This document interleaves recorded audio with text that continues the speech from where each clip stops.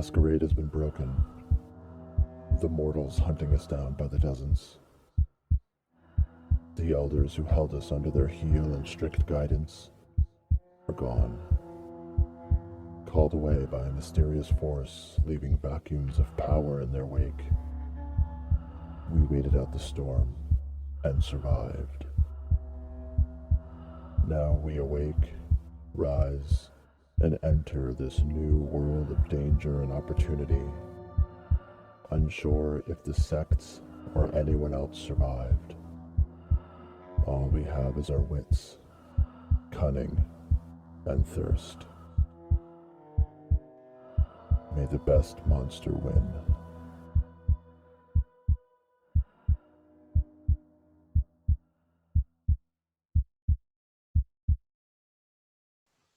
Welcome, everybody.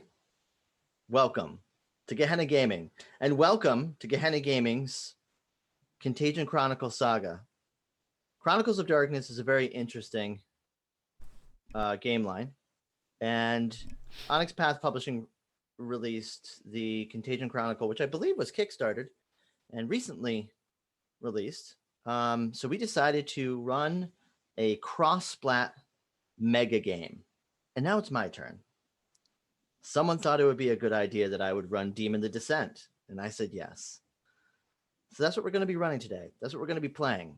It's a very, very interesting game line, and I'm very, very excited to break it. But before we do, let's do a little round robin. I, of course, am Mark Q. Anderson. I am the GM for tonight. Let's go around in a circle. Who's who? What's what? How we doing? Who's starting? You. Okay. Hi, I'm Ellie Collins. I am the storyteller for ATL by Night here on Twitch every Tuesday at 8. I am super excited. I've never played Demon before, so this is my first foray into Demon. How about you, Zach? Ian was next in the circle, so I was waiting. I'm Zachary Vaudo. I am a continual RPer on ATL by Night, whatever Gehenna Gaming pulls me into. I'm on Vancouver adjacent by Night, Carrying Comfort Studios. Wherever I'm needed, I'm there. And of course, my buddy, Ian. My buddy and me. I agreed to play this game about 30 minutes ago, so I'm just here for fun. Excellent. Well, thank you so much for coming in and playing this game with us. These are some of my favorite players. This is a game that is pretty. I mean, how old is Demon? It's a pretty older game, right? It's really old. Yeah, like it's even some of those like older Chronicles of Darkness games. They're very, very 90s. A lot of Jinko jeans. This game's gonna have less Jinko jeans, unfortunately. Why are you calling me out? Although I think the other Demon has more Jinko jeans, like literally Jinko jeans inside of the book. They give you a pair. Well, without further ado, let's start this Demon the Descent. Do we want to Contagion quickly Chronicles. review the rule set for this game for our viewers as part of our Saturday Night One Shot? Yeah, sure. Let's do it. So we're going to be rolling D10s. It's very similar to any other World of Darkness game. You're mixing your attributes with your skills. 8 or higher is a success, so it's a very unforgiving game. And for now, that's all you really need to know. There is something you said exploding on 10s, and I know some people don't know what that is. So what that's is right. that? So when you roll a 10, that 10 equates to a re-roll. And a success. Is it double success or Yes, is it a re-roll? it's a success and a reroll. And a re-roll. That's right. Hence exploding. Yep. You have added another die into your equation every 10 that you get. Yes. Mm-hmm. Yes, and actually, I highly suggest getting the Onyx Path app, dice app. Mm-hmm. It's amazing for games like this because It there's is. little options that you could do to like the exploding die. So we've got our characters here. We've got our players. We've got a setting. The setting is very similar to our world. It's the modern world. This game deals with a small group of demons. a small group of individuals undercover. Nobody knows who they are. Hopefully. They're like deep cover spies behind enemy lines. Only it doesn't feel so much like enemy lines. It actually feels a little too comfortable. It feels rather nice. You know, after the descent, the job is to find parts, pieces, doorways, places where the God machine is most weak, and leverage it, take advantage of it, and attack it directly. However, these days, it's been quite some time since you've heard from any other demons. In fact, it's been quite some time since you even got together physically. However, you do communicate every once in a great while. Not too much. You don't want to call too much attention to yourselves. Your cover. The person that you are from day to day. You're starting to dream like them. You remember the old dreams that you used to have, the actual feeling of descent. It felt so good to be free of the status of automaton that the God machine has provided. You feel less like a robot, more like an individual. You are truly free in your descent. But these days, you're feeling pretty trapped in the mundane, in the day-to-day, the daily grind. You get up, you shower, you go to work, go back home, maybe sink a couple of beers, maybe sink a wine, or maybe get lost in whatever kind of television show you're watching these days. Television. Let's go around here. I want to know, and I think our audience deserves to know who our demons are. But let's introduce ourselves by our cover, because that's how it feels. It feels that you are no longer an ascended being, a fallen being. Moreover, you are very, very human these days. Ellie, who are you? I am Lindsay Conrad. And I am just enjoying humanity. Sort of. What does that mean? I like the ones that try and make a lot out of their lives, but the ones who don't, they're really worthless to me.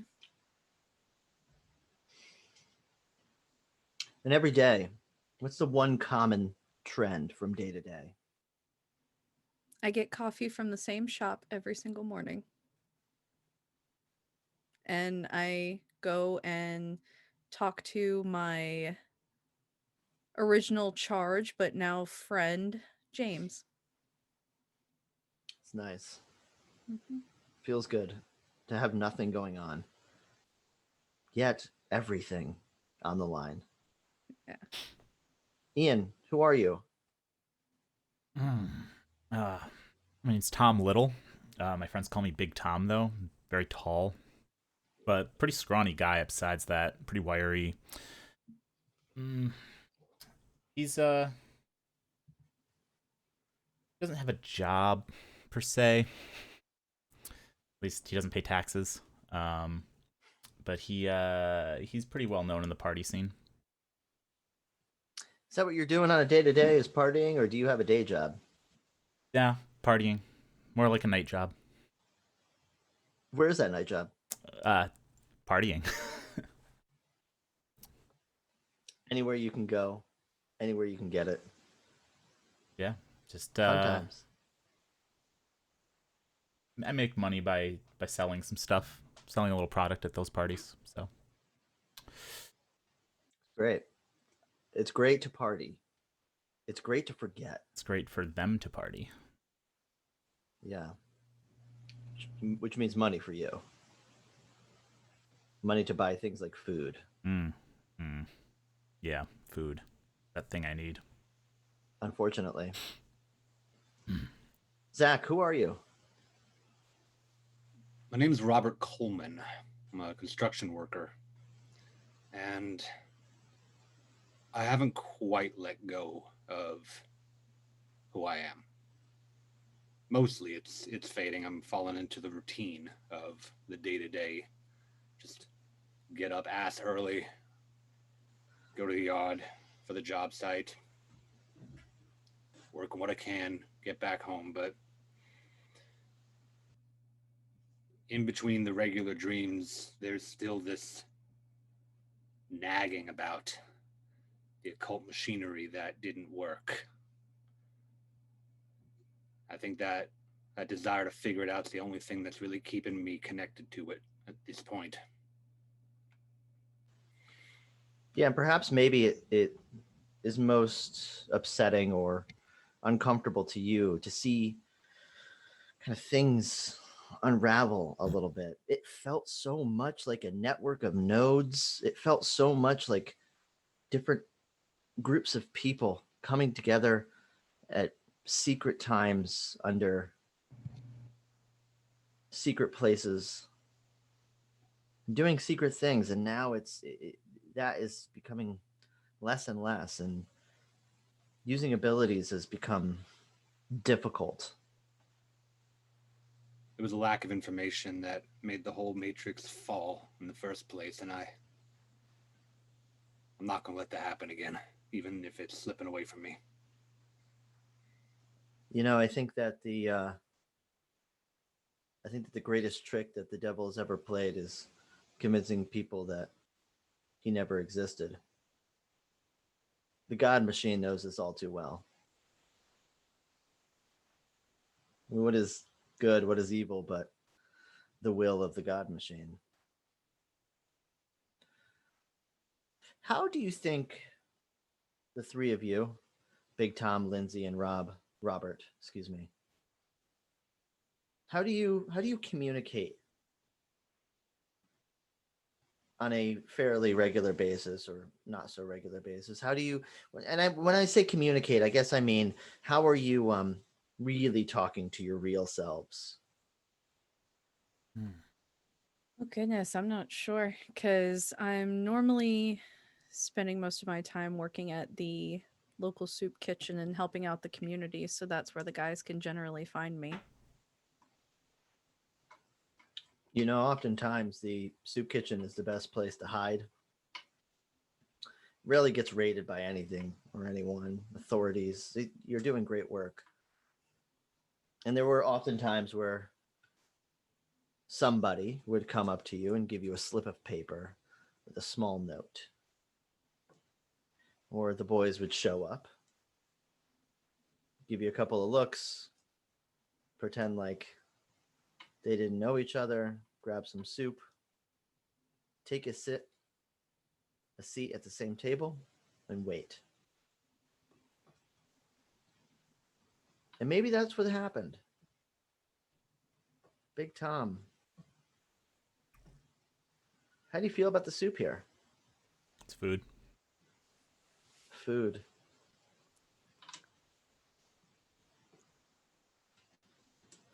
That's about it.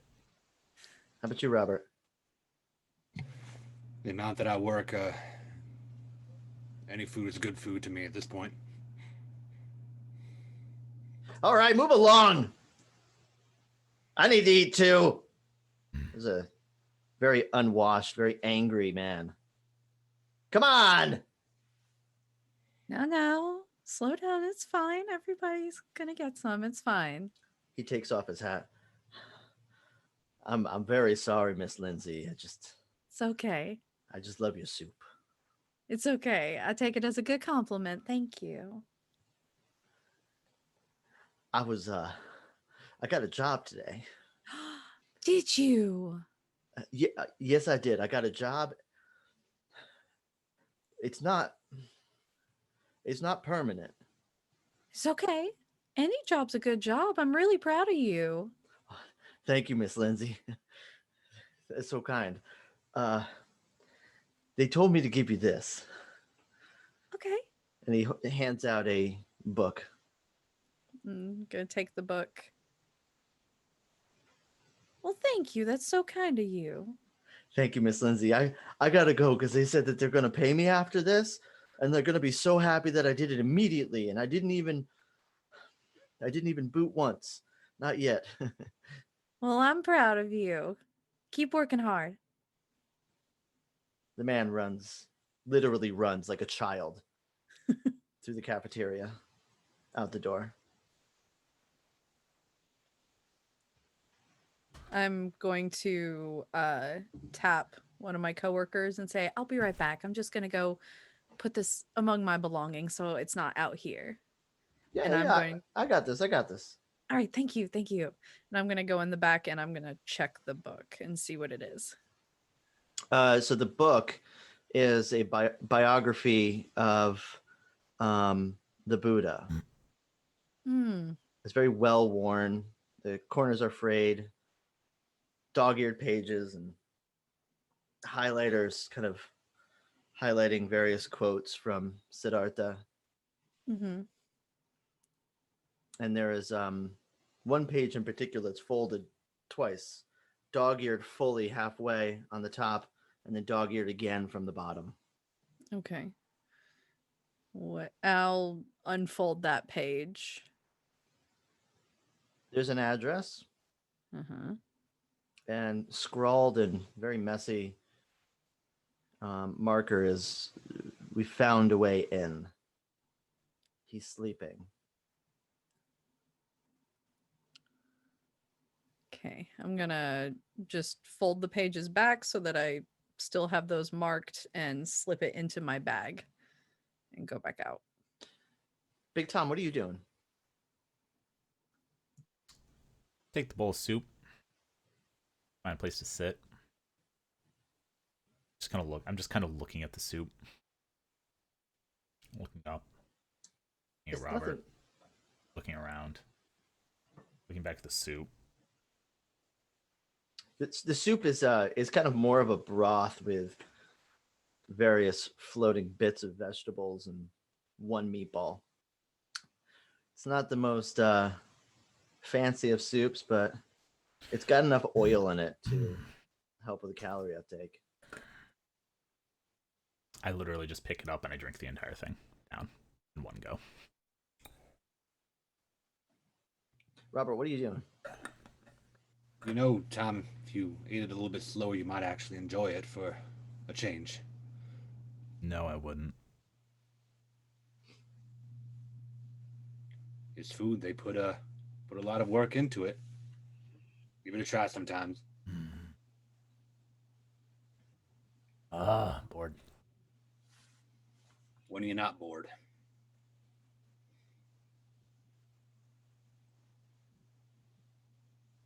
That's what I thought. Whatever.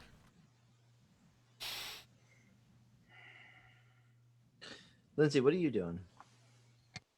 I'm continuing to work, but I'm keeping my eye on the both of them and kind of checking the clock for how close I am to the end of my shift to be able to talk to them unimpeded.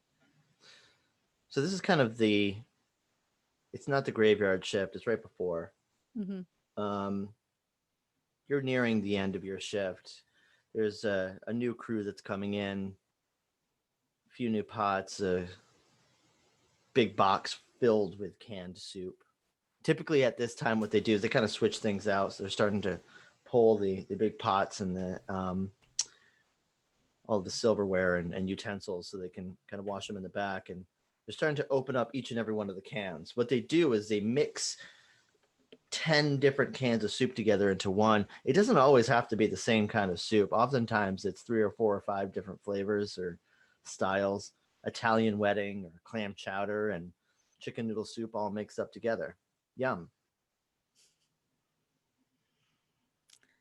And since I am getting closer, I'm going to start kind of wrapping up, but kind of keep my eyes scanning until I can catch eyes with them to give a slight nod for them to wait up when I get off.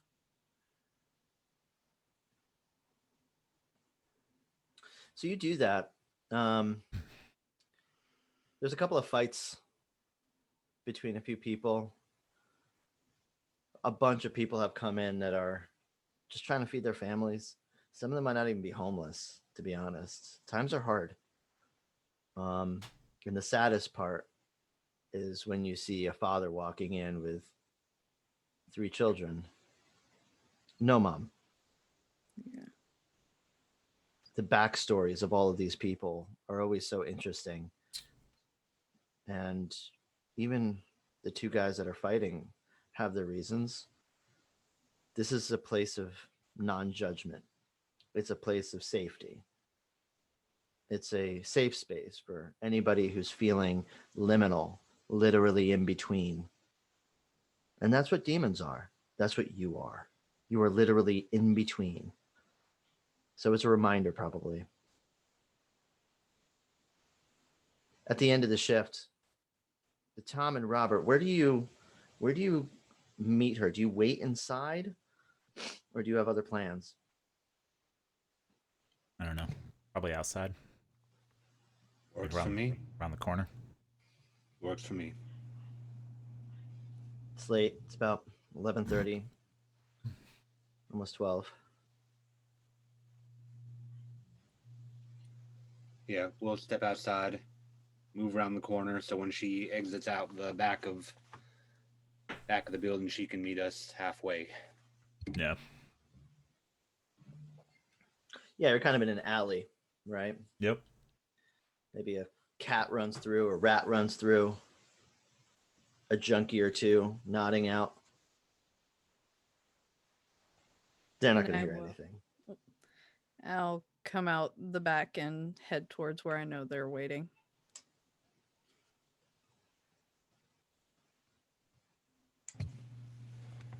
How's helping the needy going for you? Going pretty well for me. How's acting like the needy going for you? Food's appreciated, like I said to Tom here. Enjoy it. Take it slow. Mm-hmm. What about you, Tom? Still partying? Well, pays the bills. I would need to have bills. Yeah. It's a thing. Mm-hmm. All right. Anyway, one of my patrons brought me this, and I'm gonna pull out the book. General Buddha book, but I'll flip to the dog-eared page and show it to them. You flip the dog-eared page, and the 2 of you see the address and the note written on the paper, and a bookmark falls out. I will try to catch the bookmark, and if I fail, I'll just pick it up off the ground. Do you want to roll for that? Sure. Yes. Let's roll dexterity and I don't know. Let's call it athletics. Okay. Catching paper can be a form of athleticism, I think. I actually have 3 successes. Wait, hold on. 3 successes. All right. Well, you do catch that paper, and it looks very impressive. One thing that you do realize, though, is as you're catching it, it's a little feels like electricity.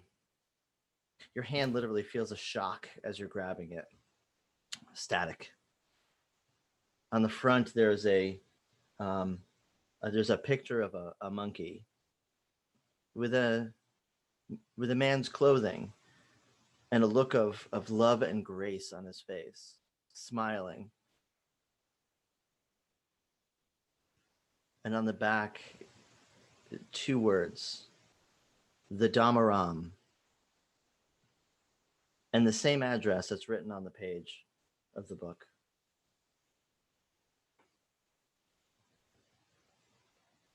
The fuck? What? I'll pluck it out of his hands to look at it. What is this? I don't fucking know. I'll pull my phone out. Yeah. And pump the address into my map app and see what comes up.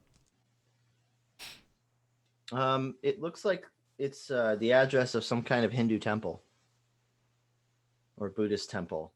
Not quite sure. Some sort of Eastern religion temple, some kind. I took the bookmark out of Tom's hands and just looking it over. So it says found a way in. Should we just go?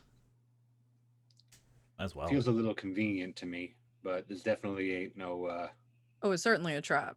definitely no Hare Krishna sort of deal. This is meant for us. Well, yeah, and my patron said that he was paid to give it to me. Was he now? Mm-hmm. So whoever's there is willing to pay to tell us to get there. There's Cloak and Dagger, and then there's paying for Cloak and Dagger. I mean, also paying for a lack of subtlety. All right. So they want us to fuck around and find out, so let's fuck around and find out. I don't got fucking anything better to do. I'll just stick my hands in my pockets and turn around and start walking in the direction that my phone showed. This feels wrong.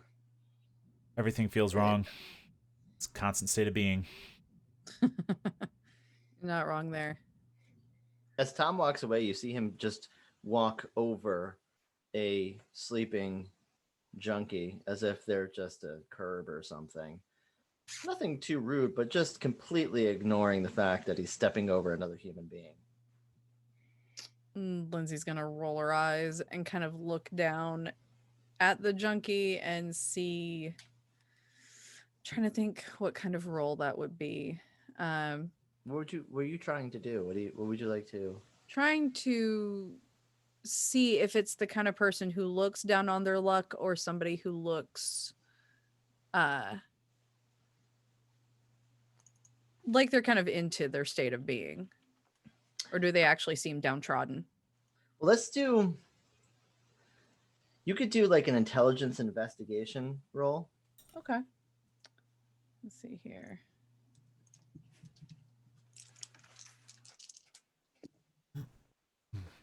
And then a 10, I add another. It's a die. success, and then you roll it again. Okay. Well, that was worthless. I got 3 successes. Okay. It's hard to tell exactly the nature of this person's Okay. intentions before the state that they were in, but the state that they're in now is a complete state of bliss. They are definitely not sleeping. They are definitely not dead. But they're happy. Oh, yes. Orgasmic, I would say. So Lindsay is also going to step over them, but make no bones about stepping directly on his crotch as she goes over. Hey, man. No, man. Hey, man, I can't. No, man. Fuck off. And keep walking. It was more of a weird shudder than actual recognition or demand, but you continue down your path and travel however you choose to travel. Do you go together and carpool, or are you About taking how far separate away vehicles? is this? It's probably about a 10 to 20 minute drive. Okay, so too far to walk. Yeah. Definitely too far to walk. What's our public transit like here? There's taxis, there's Ubers. There used to be streetcars, but people used to put shit on the rails, and so the local government decided that they were going to stop all of those streetcars in an effort to also stop any kind of unfavorables from getting too much free public transportation. Okay, then I'm gonna say to Tom, how far away is this? Yeah, like a 20-minute ride. Then I'm just gonna call an Uber. And I will call an Uber to come pick us up. Seeing them stop up ahead, Robert's gonna walk around the dude on the ground to just meet up with them. We having second thoughts, or we Yeah, she's calling a car. Mm. Too far to walk. I'm not doing it. We want to ride And- all together to this strap then? Well, I'm taking an Uber. Get there however you want. I'm not walking. Fair enough. I don't care. What else is new? All right, thank y'all for being so motivated. And I'm gonna walk to the stop where the Uber app says that it will come to, and I'm just gonna stand there and wait. I'll follow behind. Only takes about 5 minutes until an SUV rolls up. You could hear the house music blaring from the inside behind the windows. Fantastic. And gonna open up the door and hop on in. It's very loud at first, but then the driver turns the volume down as you get in. And Completely I'm silent. just gonna look at the guy and go, thank you. Yeah, we're running late for our friend's ceremony at the temple. So thank you. If you could just you don't gotta break any speeding laws, but I'm not gonna give you less than 5 stars if you get us there quickly. I don't need 5 stars. I'll take you where you need to go. If everyone's going to hurry up, we should probably hurry up. Yeah, let's go. Duck my head and get into the SUV and just... Same. This guy drives fast. He's all business, but Good. he keeps looking at you through the rear view, Mm-hmm. Every time he does, I just make eye contact with him. and he stares right back at you as he drives and bobs and weaves between traffic, taking a left here, taking a right there. It's almost like he's not even looking at the road at all.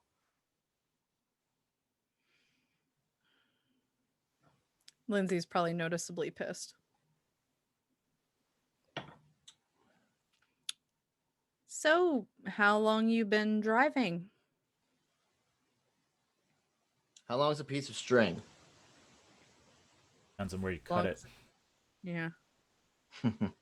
Yeah. Give him once more for me. Hmm. Can you do that?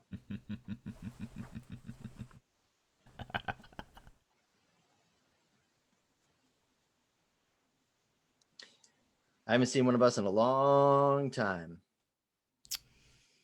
It was that kind of ride then. Oh, it's Mhm. this kind of ride. Good to see you, cousin. I thought he killed us all. Oddly. Some of us got that cockroach energy. Some of us fall lighter than the others. Some of us drive fast. There you go. We're not going to make it out of this, I'm starting to forget. I imagine one day we'll all forget. And who knows? Maybe we're better for it. Or maybe we'll die first. You only forget if you don't have anything to focus on and remember anymore. One thing I do know, though, I'm not going down like a punk. Like a Uber driver every day. All we'd have to do is reprogram everything and then we'd be fine. But, I nobody cares about my opinion. I agree with you. I haven't been able to find a way in a long time. I haven't even been in there in a long time. Yeah, well, I have a feeling we're heading to a trap disguised as a way in, so it will have been nice knowing you. Yeah, well, any day you're facing face first into the eyes of the God Machine, it probably is a trap. Yeah, the God Machine itself is a trap unless it gets reworked. Or unraveled. Fucking break. I like reprogrammed. There's enough low life pieces of shit to keep it moving. Hey, what if you were the God Machine? What? I don't know. I was just thinking the other day. What if you were the God Machine? You I read would a do lot of things philosophy books. Is this some of that bullshit the faith was inside you all along? Collective unconscious. We are the world. Yeah, we're all just one being experiencing itself. Real hands across America shit. I mean, we were all tentacles of this thing not that long ago. I still remember my calling. What was your calling? Well, that's inappropriate to ask now, isn't it? What was yours, fella? Fair point. The point is, what if we are the God Machine? And we are just experiencing itself in this weird kind of... I don't know, this is going to sound stupid, but this could all be an illusion. Well, Okay, now you're talking my language. If we're all the God Machine, then once we figure it out, it'll be much easier to reprogram or break or unravel, wouldn't it? The machine just has to know that it's a machine. And it just has to unravel or reprogram itself. When you know what you are, you can do something with it. What if you find out you're not what you think you were? That sounds kind of fun, don't you think? Feels like my everyday life. He screeches on the brakes. Well, we're here. I would appreciate if you give me 5 stars. Of course. And a hefty tip, but one that won't draw attention for you. Oh, I don't need a tip. I'm not going to be alive for that much longer. Sorry. Tell you what, if you feel like not going out like a punk, like you said, you know where we are. I'm going to give you 1 day. I'll be around the corner. Oh, get out. Much appreciated. Thank you. I'm glad to see you alive. I'm going to hop out and give him 5 stars and a $20 tip. And he speeds off. After everyone gets out of the car, of course. Going real fast to that corner, ain't he? Stretch. Kind of unfold again. Even the larger SUV I was cramped in. In front of you, there's a very large building with a facade over it, multiple colors, reds and oranges and blues, various flames and faces carved into the side of the building. There's 2 little sheds facing each other with very ornately designed roofs, flowers and baskets of various items in front of them, and a big wooden door and a pile of shoes to the right of that door. It's a temple. Yeah, the pile of shoes would be typical for the temple. I'm going to take off my shoes. What? It's respectful, just do it. Tradition. You gotta follow the rules when you go into somebody else's house. The hell are you doing? I'm hungry. No offense to your soup, but Are those fruit gummies? How Gotta old keep are the- you? hey, keeping blood sugar up. I got a lot of energy to burn. Oh my god, you sound like them. Okay. And I kneel down and I start unlacing the combat boots I'm wearing. And it takes a minute. Lindsay just kicks off her boat shoes. Loosen the construction boots and shove them off. The pile of shoes looks very different. Sandals and sneakers, but the 3 of your shoes have a kind of glow to them. Maybe perhaps only you can see. You walk through the front doors and you could feel the carpet from underneath your feet. You can smell a musky smell of incense You hear a humming. Not a machine humming, rather a literal humming of countless people. The room's empty. It's big. Ceilings are tall. There's gold everywhere.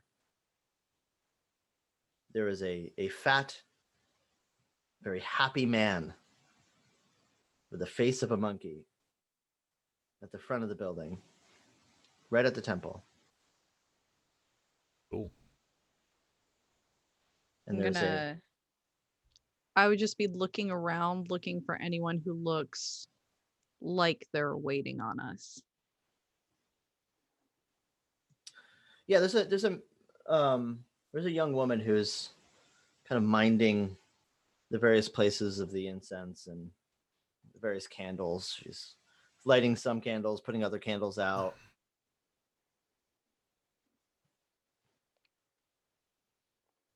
I'm gonna make my way towards her.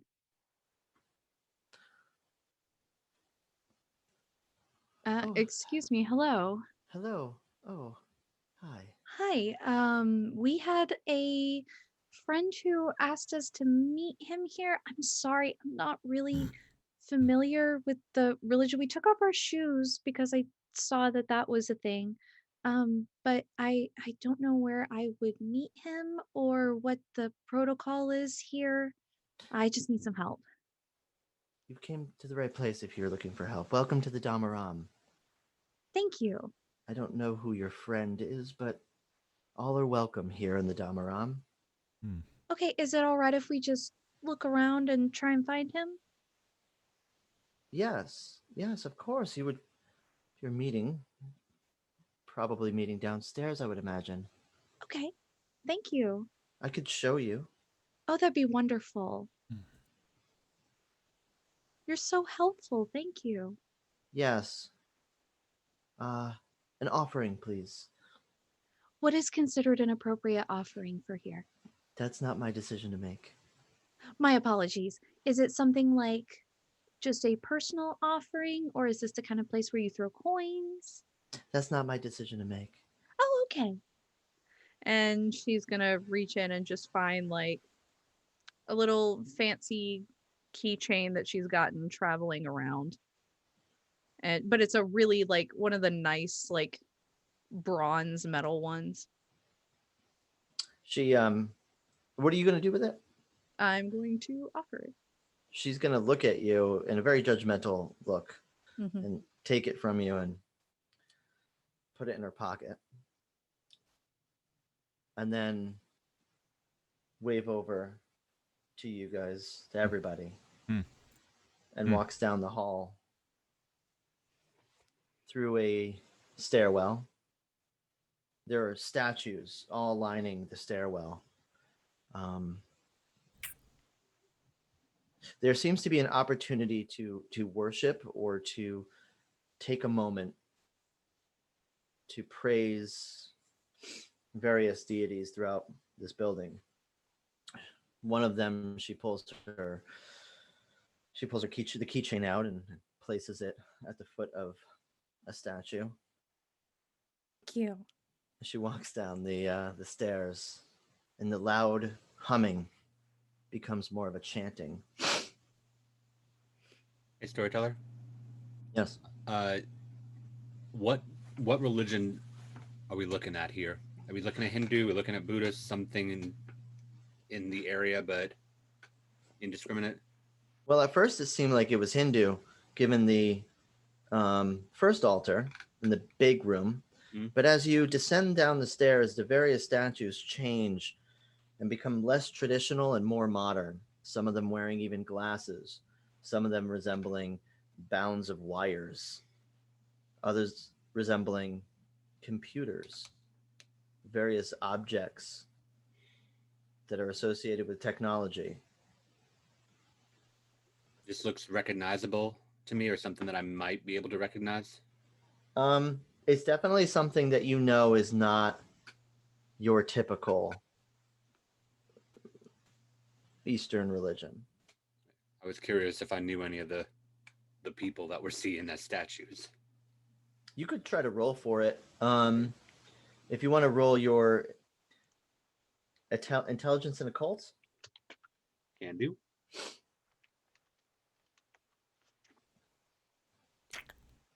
Two successes. You've never been in this building before. Mhm. Don't know this woman. The statues that you've seen resemble things that are familiar to you from your day to day, but this is a very traditional way of an electronic worship. Most of the time, these types of conversations and types of worship happen online in forums. It's definitely technostic for sure, but you've never seen something that has been this traditional of a building or a temple like this. Interesting. Did you say that out loud? Yeah, and Was pulled he's another like, bag. "Hmm?" I pulled another bag of food out. It's usually the kind of thing that you see not structurally. Hmm. And I'm just, in general, keeping my head on a swivel for any inconsistencies in the room. Why don't you roll wits and investigation? And in fact, Okay. I think everyone should roll wits and investigation. All right. Okay. Because as you're getting closer to the door, the chanting becomes louder and rhythmic. And it's starting to become hypnotic. 2 successes.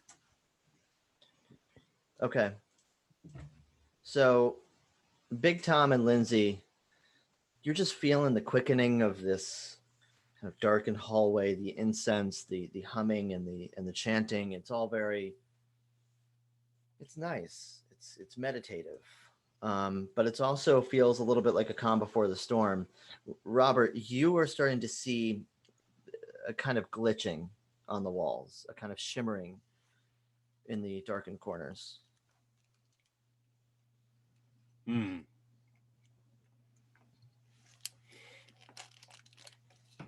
So keep our wits about us. You make it to a large door.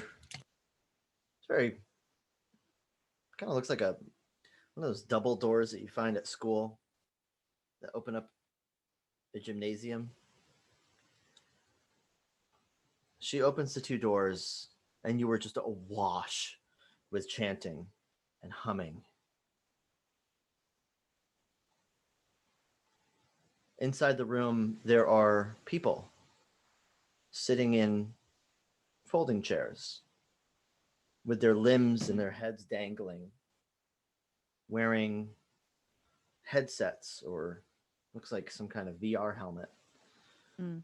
Huge bundle of wires coming from behind those VR helmets, all running to some kind of server tower in the center of the room that's adorned with various flowers and offerings. Do the people look out of it, or are they like do they look asleep or awake? Are they active within the headset, or does the headset seem to have them catatonic? They look kind of catatonic. They're twitching every once in a while. Okay. They look very emaciated. Their skin kind of looks like too thin butter spread on too much bread. Hmm.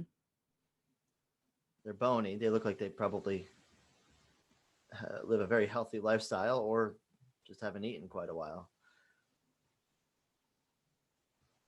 Mm. There's a man that's walking around with a bowl and some kind of spoon or scepter, and he's adjusting wires and taking some of the water or liquid that's inside and kind of anointing each. It's about 25 people all laid out with VR helmets and this one man that's minding everyone.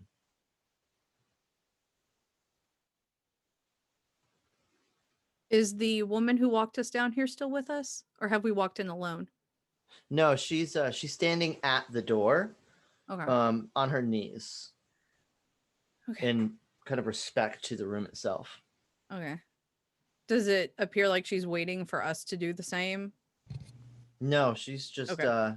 she's just kind of this is just kind of what she does. She opened the door for you to walk through, and as you walked in, that's when she got down on her knees. So Okay. it doesn't feel like you're doing anything rude. In other words, Okay. I'm going to slowly but kind of deliberately walk a little further into the room, not to disturb anything. I'm not walking up to any of the people, just walking further to make our presence a little more clear.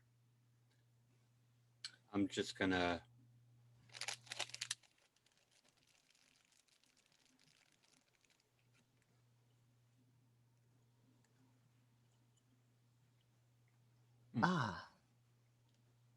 we have a couple of guests. Hmm. The bald man wearing a robe, holding a bowl, straightens and turns and looks at you. You've made it.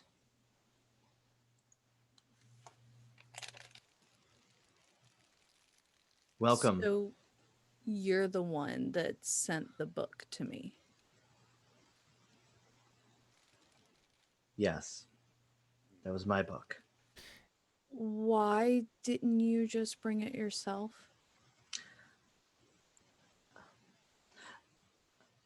I don't think we should talk in this room. Okay. Can I make an empathy and wits roll to see if he's lying? Yes.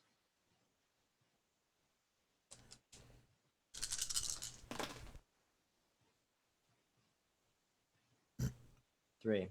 It's hard to tell because of the such loud chanting. It doesn't seem to be coming from any kind of speaker anywhere, and the all of the people that are in the chairs are not exactly making that noise either. They're not chanting themselves, so it's hard to concentrate. But you can see that he's not lying, but he's scared. Okay. I just kind of like walk up behind Lindsay then. Just kind of look down at him. Lead on. So he walks through. There's a door on the other side of the room, and he walks through into it and kind of holds it open.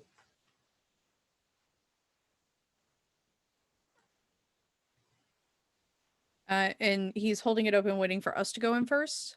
Yeah, he's in the room, but he's got his arm out, and he's kind of turned to the side to. Okay, so I'm clarifying for intent of trying to see if he's shifty. Did he walk in and then he's just holding the door open for us to come in, or he just opened it and he's waiting for us to go in first? Nope, he walked into the room. Okay. And he's holding the door open for you because it's on a hinge with a spring, so he's kind of holding it open for you. Okay, so I'm gonna walk in. It's a men's bathroom.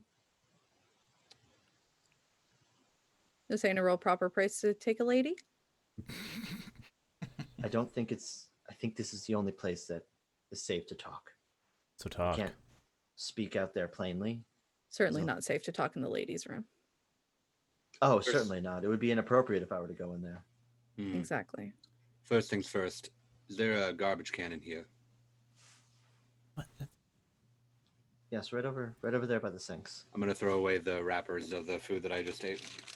Oh, shark bites, delicious. Keeps the electrolytes up. I'm partial to gummy worms myself. Good to know. I know this is not what you were expecting. I was given direction after saving somebody's life. They came here and we helped them, and they helped us build our temple. And before they passed, they told me that if we were to be seen by the one, or if we were to see the one and there was a way in, to send a note. So I did. We've been here for a long time. Our blessings are electronic. The electronic blessings bless us, and thus we bless those electronics in turn. It is a circular gift-giving, symbiotic relationship that we have with the machine. For the machine is one, and we are one with the machine. But we're finding new methods, new communications, new ways of becoming one with the one. And we found that we're getting very sick. And there's no way to explain it. But what I've seen is alarming. And I don't think he's listening anymore.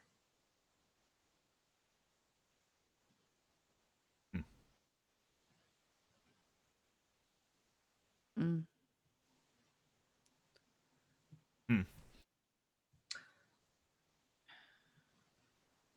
I can see you're confused.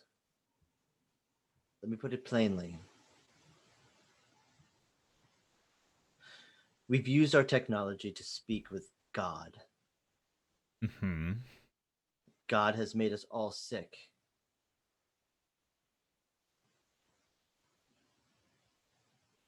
They don't have much longer out there. But they can't get out. Can't or won't? Can't. I've tried.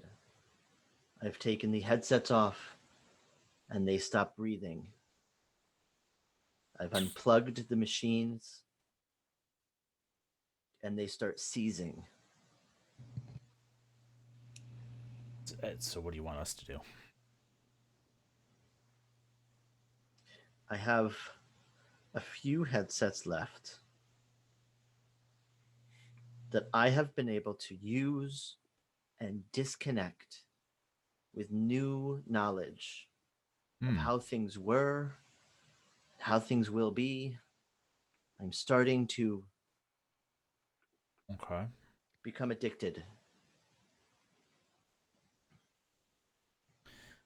I asked if can't or won't. For me, it feels like I don't want to. For them, they literally cannot.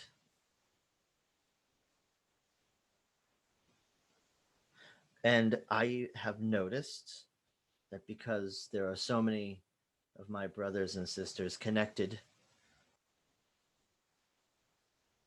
the one doesn't know when I come or go. I don't want to leave the grace of his glory and his beauty, but he doesn't even know I'm there. He doesn't even see me connect. Yeah, that's a feeling we're intimately familiar with.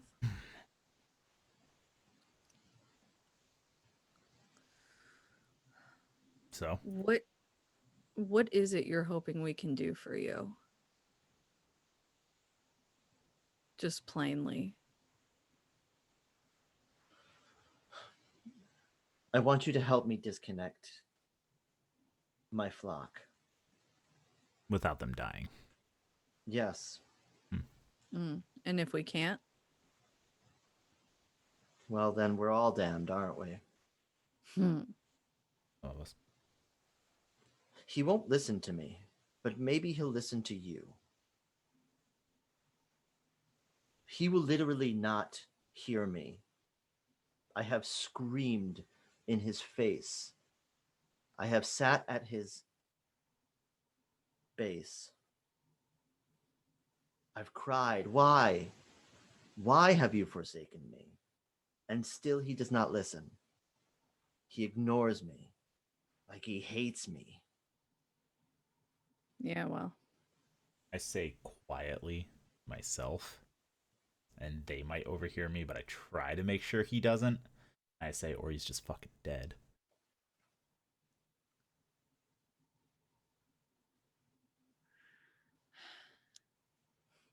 Rude. It's not wrong, though. So, just to get this straight, you want us to put on these pieces of machinery that the other ones have been hurting folk, killing them, but they're completely safe for us to help you reestablish a connection.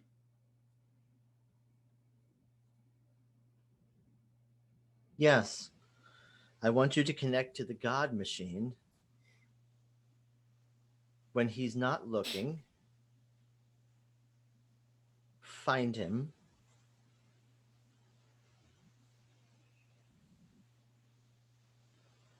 And get him to disconnect my flock. I don't know what it will take to get his attention because he does not notice. Or we just reprogram it to suit our own means. I'm sorry? She's big on that, but... And I just kind of like, behind the dude's back. Like, How well do you know your flock? We're family. But how well do you know them? Can As you well as- guarantee that all of them deserve to be disconnected? Yes, I can. Stake your life on it? We can't serve him if we're so connected like that. Just making sure we know who we're dealing with. The real question is, do you know what will happen when we disconnect them? Do you think that what you think is going to happen will happen? I don't have that information. I don't know if you are able to disconnect them, if they'll even live, but it's worth a shot. You're willing to sacrifice them all then? I'm willing to sacrifice everything for him. But not for your flock. They would also sacrifice everything for him.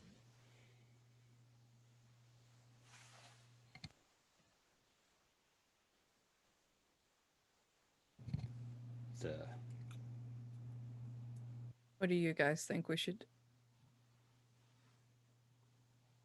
I glance at him, and then I just glance back at you like I'm not saying what I think we should do in front of him. Would you mind giving us a minute to talk about this? That would be very beneficial, I think. Of course. Since what you're asking is kind of a lot. Of course. My time is yours, so I will attend to my flock and I will get the chairs ready. Wonderful. And he leaves the bathroom. The door opens, you hear the humming. The door closes and it becomes subdued yet again. All right, under this glorious light of the urinals, what do we do? I'd be lying if I said I wasn't intrigued at being able to touch the machine and see what I can learn about it again, but it feels like a lot. He's pretty much asking us to risk becoming catatonic drones like those to maybe do something. No. Granted, we're a little bit different, but that might work in our favor. It might not. Or it might be 10 times worse for us. Could well be. Don't even know if we'll be anything more than just our minds in there. We'll have any use of our more useful faculties. Okay, let's find out. You can plug me up, and then unplug me. If it works. We may not it have works that for you. opportunity. Also, not saying just because it works for you doesn't mean it will work for them. As it was said, we're different. Say I cared about them. He's talking about making sure before all three of us go in. It's Alright. surprisingly useful and self-sacrificing of you, Tom. I'm not gonna get into that right now. Fuck it. Let's do it. All right. I just turn and walk out of the room, bathroom. Follow.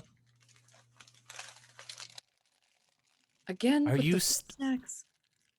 I'm not going in there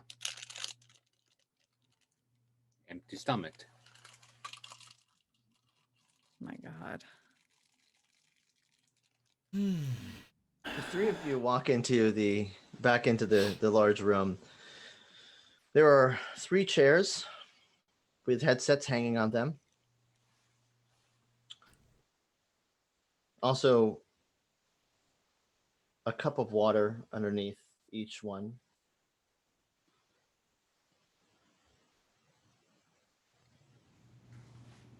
It's not. It feels nice. Actually, it's not bad. Yeah, whatever. Plug me up. Hook me up. Whatever. So you all sit in chairs. I do. I'm going to stand in front of him.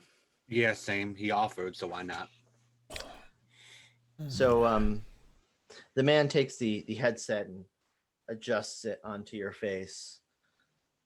It covers your cheeks and your eyes. Your mouth and your nose are free. It's black in there. You can open your eyes. You don't really see anything. Maybe if you focus, you might see a little bit of a reflection of your own eyeballs. He takes a couple of plugs and, little kind of pinchy plugs and puts them on your fingers. Yeah.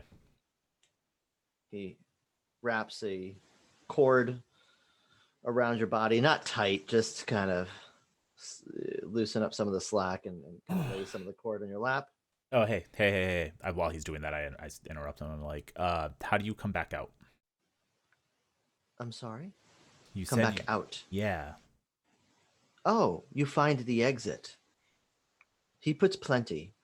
Okay. So I can like pop in, look around, pop back out. Oh, no. You need to find the exit first. Right. And you said there's plenty. Does it take There's- a while? There's many opportunities to exit. Many doorways. This sounds like an we all do it now sort of deal. Unless we just are gonna hang around for you to walk about. I don't know. Give me 5 minutes, and if I don't pop out, come in. Whatever. All right. All right. Do the thing. Very well. Go So ahead.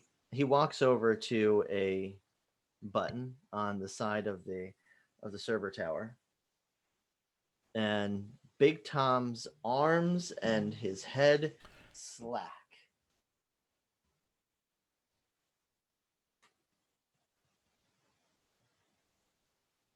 I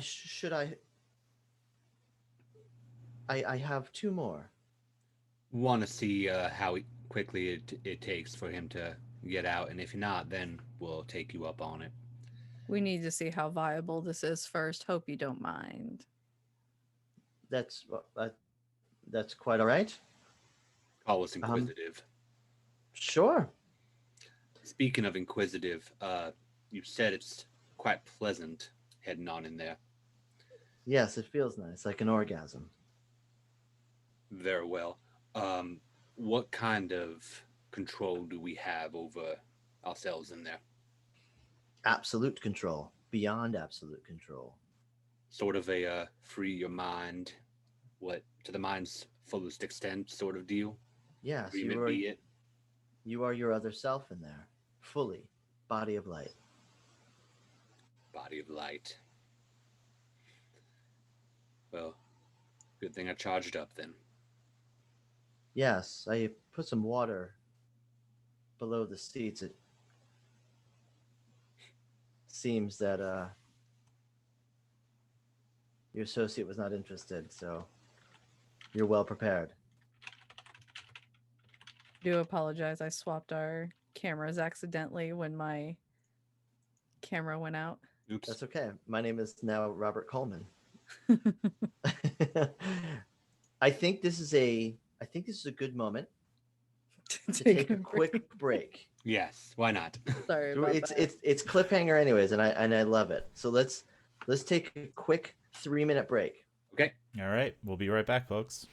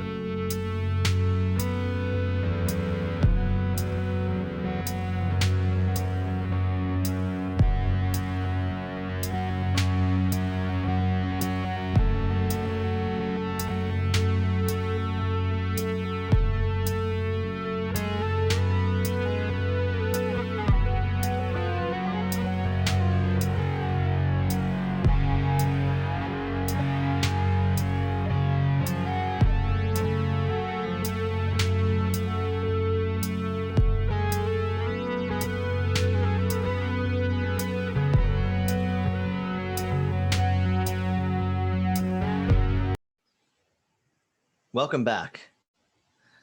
I am Mark Q. Anderson, your GM. This is Demon the Descent. Our Contagion Chronicle Saga continues. And we're going to start right back up in medias res. Thank you for everybody who continued watching, who waited. I really appreciate it. It's really, really cool of you to continue watching this because you are in for a treat.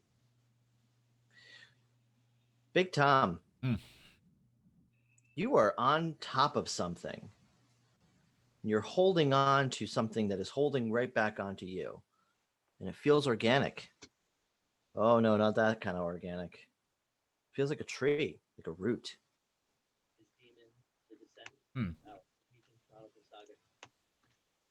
It is, it's twisting on you. It's wriggling like a snake. The rustling of leaves you can hear. It smells like soil. I'm gonna climb up. You climb.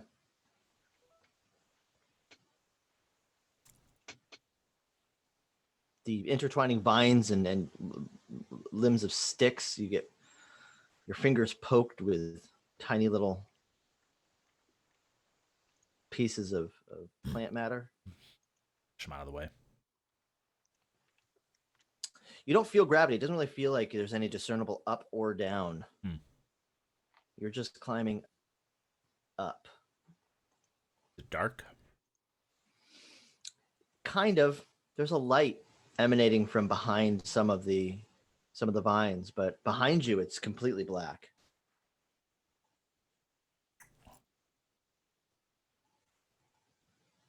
But there's no up or down. Can I pull myself through the vines towards the light? No, it's very tight. I mean, the vines are very big. It feels almost like you're on a wall, and you really are on a tree, a wall of vines, and you can see within the cracks there's a golden light shining through.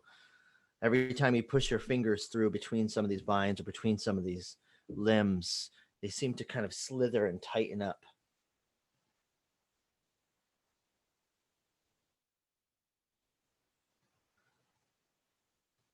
Okay. I'm just gonna close my eyes for a second. Yeah. I'd like to make a perception roll. Let's get a sense of what is here, other than what I can directly see. Okay. Let's do I was gonna say wits and awareness, but let's do wits and investigation. Investigation? Yes. Okay. Because you're gonna kind of try to listen to try to figure out what's here and what you can perceive. So I have the keen observer merit. Okay. So I can reroll 8s. Perfect. So that's 5. Okay. Well, you're kind of climbing sideways. No matter where you go, you're climbing in any direction. It feels like you are in a very massive, a very small and very massive wall of vines and plants. There's a wind that you can feel behind you. It feels cold.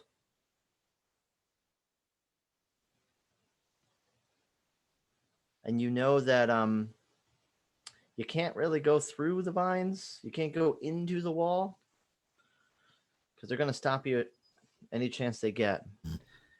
Every time you move in a direction, either climbing down or climbing up, they seem to help you one way or the other. There's always a footfall. There's always a handfall. And you're kind of reminded of how alone you felt when you descended that first time from the grace of the God Machine. That very first time, you fell, literally, like a strange leap of faith. You fell from the God Machine's grace. What do I think would happen if I just let go? I don't know. What do you think would happen if you just let go? You said that there wasn't. Is the lack of a sense of gravity from the darkness and the inability to tell up from down, or is it from an actual lack of gravity? Well, it probably would feel like you would float. You feel like you're holding yourself, but you don't feel like you're holding yourself up. Okay. It doesn't feel like there's any sense of gravity. So if you were to ask, what would you think would happen if you let go? You might float. Who knows? Okay. I might just float. I might fall. I might stay there. Mm-hmm. Okay. Then what I will do is orient myself roughly and climb faster. You climb faster. Mm-hmm. Which way, down or up? Up. Okay. You do that. You climb faster. In fact, the more you climb, the faster you climb, the more these vines help you climb in that direction. It becomes like you're moving at impossible speeds. The wind from behind you whips at your face. It feels like you're really gaining some real horsepower and speed. It also feels endless. The light is not coming from in front of you. The light is coming from within.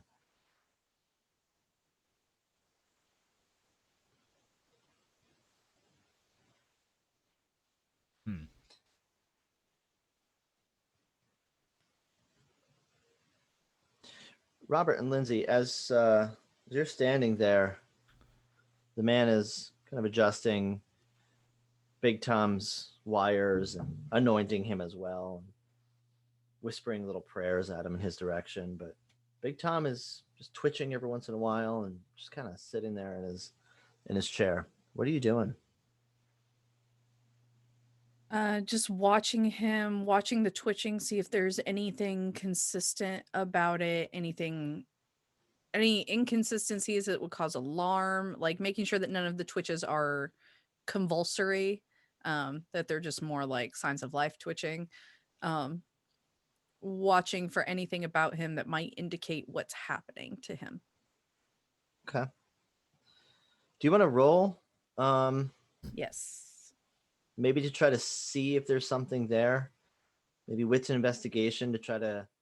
Yes.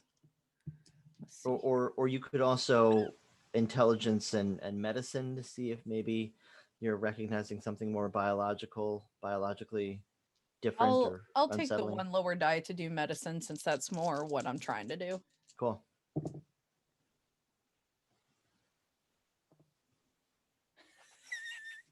That is one success, but it was a 10 at least. Okay.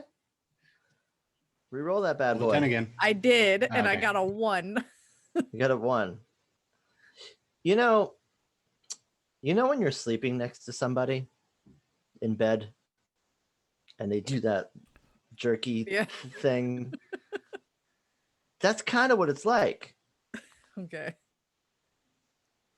And that's could be some kind of seizure. Who knows? But it looks exactly like sleeping beside someone in bed and having them scare the shit out of you and they jerk, and for some odd reason. I do that when I sleep, by the way. My wife is very scared when I do that. Is there anything medically wrong when I do that? Who knows? You rolled a 1. Is there anything wrong with him? Who freaking knows? Yeah, no. You do Looking notice. good. What you do notice is that he's actually doing it at a different time signature than everybody else in the room. They're all twitching at the same exact time, except for Big Tom. Big Tom is twitching at a different signature. It's not as rhythmic. It's actually so kind whatever's of more happening random. to them is a shared experience. He's going through something different. Exactly. Okay. Yeah. I'm gonna look at Robert and be like, how are we doing on time? Probably about a couple more minutes. Okay. What is with you? Blood sugar, electrolytes, I said already. Oh my god. All right. I ain't going in there empty. God, you were always weird. All right. Big Tom, you're climbing. Mhm. You're moving fast. Yep. The helping hands of the vines are lifting you up. At a certain point, it almost feels like a kind of gallop. You're almost feeling like up is more forward. You don't feel weighed down Okay. against the tree, but your sense of direction is now starting to tilt. It's a sphere, Yes. and the gravity is in the center of it. Yes. I'm going to stop and I'm going to stand up with my feet You're going to on the yeah. You plant your feet. Mm-hmm. You're still holding on to that vine, and you let go as you push your body up away from the plants. And you fall head first away from the sphere. You're falling down. You're traveling through a quicksilver highway, a tunnel of technicolor wires, electricity. You're moving at light speed from one place to another. And you hit the marble hard. You smack your face. You open your eyes and you see violet tapestries hanging from a vaulted ceiling. There's a large marble fountain with huge sculpted angels shifting endlessly in ecstatic battle, pouring water from their mouths, and an old man sits at the fountain in front of you, not seeing you at all. I'll walk over to the fountain. Climb to my feet first. Just kind of shake off the impact. The water is like it's kind of like mercury. It's not really like water. It's got this thick kind of rainbowy curvature to it. It doesn't splash like regular water. It kind of bubbles and reforms into itself and reflects everything. I'll look at the old man. I'll kind of turn and look at him for a second. He completely ignoring me. He's looking at a book. What's the book? What's in the book? Big. I can't seem to remember, son. It's hard to read these books. Where did you come from? Oh, just dropped in. Yes. Dropped.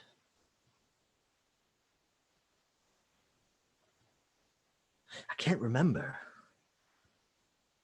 I can't remember how long it's been since I've seen someone else. Huh. Yeah.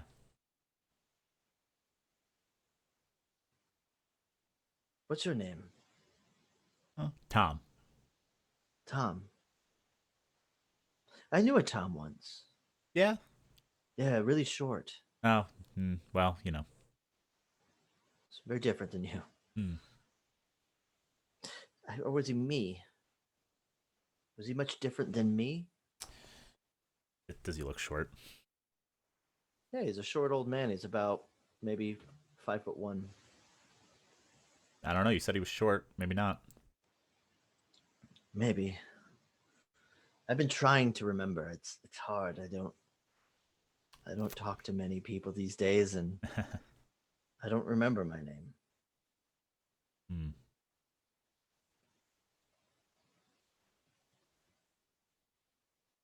Father, why did you leave?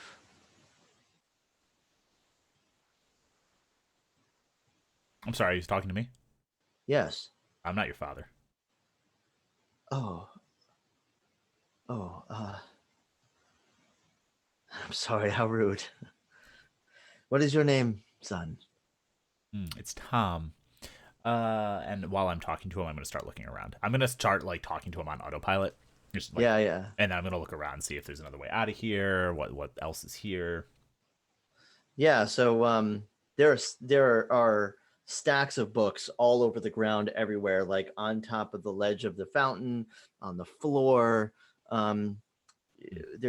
There's no bookcases anywhere. There's no real doors anywhere. What you do see is every wall, the ceiling, the floor, everything is marble except for one wall, which feels more like a stone, kind of a limestone.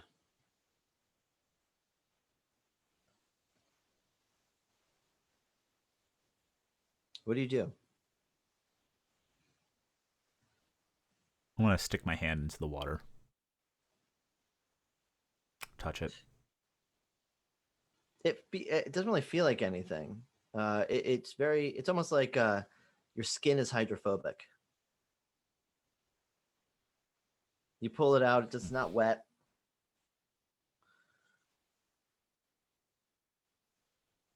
Have you found a way out? I've been looking for a long time. I once thought it was inside. Yeah? Yes. Where are you from? You know, here and there. Here and there. Mm-hmm. I've been to those places, I think. No, I've been to here, but I've never been to there. Well, you should go sometime, and I'm gonna continue like looking around. Go back to talking to him on autopilot. Yeah. In the meantime, what are you gonna do? I'm gonna walk like around the room more, see if there's anything I missed. Anything. There are big purple velvet tapestries kind of hanging on the walls. Do they go down to the floor? Not all the way to the floor. You could see probably about 4 feet up. That's where they end. It's this white and gray marble. I'm gonna pull one to the side, see if there's anything behind it. I'm kind of casually just looking around, like I'm not panicking yet. I'm not like, what the fuck? There's no way out of here. I'm just kind of like, Yeah, there's more marble. And there's little carvings. Take a closer look at this. There's small little carvings, little markings, little notches. They're not just in a line. They're by fives. 1, 2, 3, 4, 5. 1, 2, 3, 4, 5. 1, 2, 3, 4, 5. Are they all vertical notches? Well, there's 4 vertical notches and then a sideways notch. I just let the tapestry drop. You're gonna pull it down? Oh, no. Like I was pulling it to the side to look behind it. Yeah.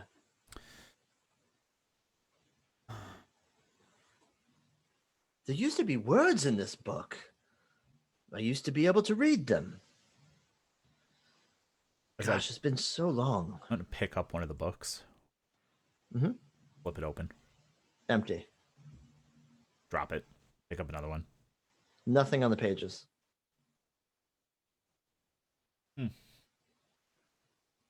nothing really in the room but books. This old man, the tapestries, and a water fountain. And the water fountain has these giant angels that are just constantly moving and shaping, and they're spewing this electric water out of their mouths into the fountain. There's a stone wall with a little gold plaque. Walk over to that.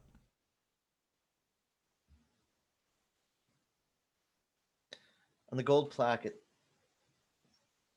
has Hebrew written across the top. And on the bottom, it says, I run smoother than most any rhyme. I love to fall, but I cannot climb. That. Can I make a roll to see if that sounds familiar? Yeah. Yeah. Let's see.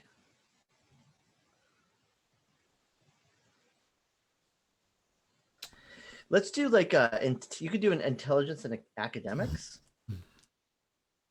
Okay.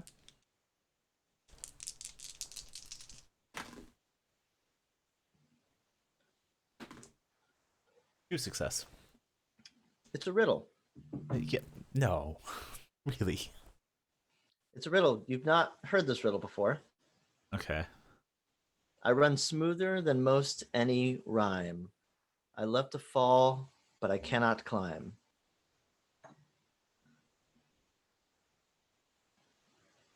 Ah, you're witnessing my work. Oh, you wrote this? I built the wall. Did At you? least I think I did. Hmm. Yes, I must have built the wall. How else did it get there? I don't know. Curious. I don't know. We have to get out of here. Oh my God, my wife, we have to get out of here. Do you know the way out? Sir, No, I was hoping you did. I was just climbing, Uh-huh. and then I threw myself off, and then I was here, and then you were here. How did you get here? How do you leave? See, that's the trick. I just kind of fell in. Me as well. There's nothing but this wall.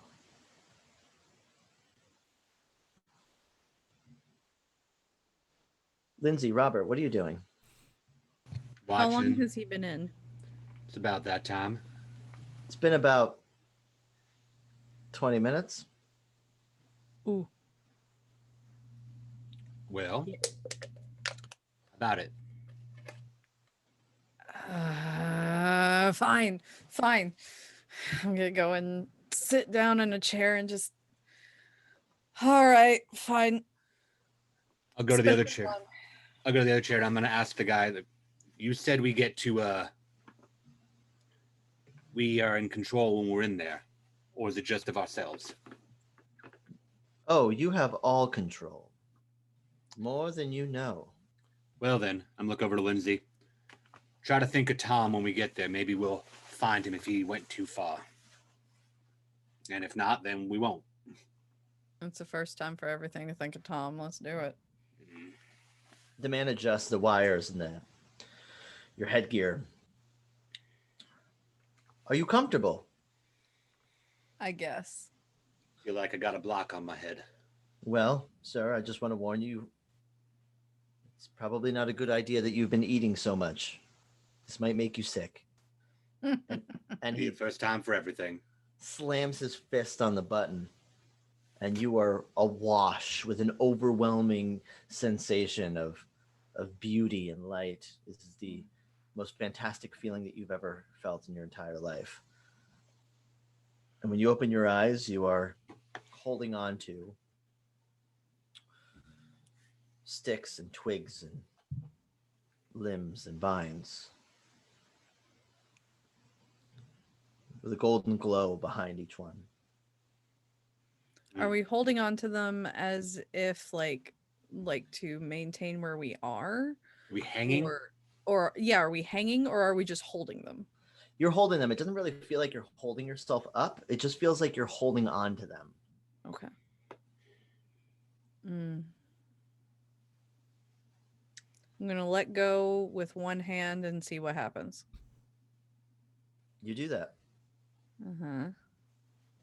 and you feel the wind. Okay. Looking around, what do I see? You see Robert. You see more twigs. You see more vines moving. You see the light from behind the vines and the darkness from behind where you would be. You said we're holding on to the vines as well? That's right. Can I just separate them as I'm holding them? The more you try to pull them apart from each other, the more they twist into themselves, and even into your fingers a little bit, like a snake, like two intertwined snakes. Well, that's interesting. And I'm actually going to try even harder to just separate them. Would you like to roll to try to? Are you trying to like separate them completely? I want to see the glow behind the vines. So yeah, I'm trying to separate them apart to get to open up to the glow. Because I'm just curious now. Yeah. So why don't you roll I guess strength and brawl, because it really feels like these vines are fighting you. All and right. it's a test of might. I have a thing. I don't know if this will be the result of a success, but it says Sure. ignore a point of durability on these things. So Yes, why don't you add one more dice? okay. Got to re-roll one. 4 successes. 4 successes. Yes. You're able to hold the two open for just a moment, and you can take a peek and see the light from within. It's boundless. It's an endless light. It feels very much like a singular hole for which only one thing can move through. It's like a canal, like a birth canal. And the vines snap shut.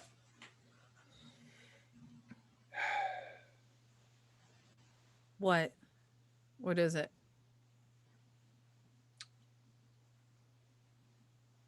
Can't be sure, but it was beautiful. I'm going to let go of the vines completely. And you fall back. And you land on your back. In a room of marble, staring up at purple tapestries hanging from the walls. And an You old all right man down there? is babbling. I'm good. Just let go. Do I hear them? Well, you hear Lindsay. Yeah. Robert hears no one. Right. Hello? Oh, hi. Hey. Hello? Oh, fuck. He's going to have to let go of the vines to get down here, isn't he? Yeah. Don't mind him. He doesn't know what his name is. It might be Tom. Oh. I knew a hey. Tom once. Yeah, you did. But he was much shorter. He was short. Like fun. me. Like you.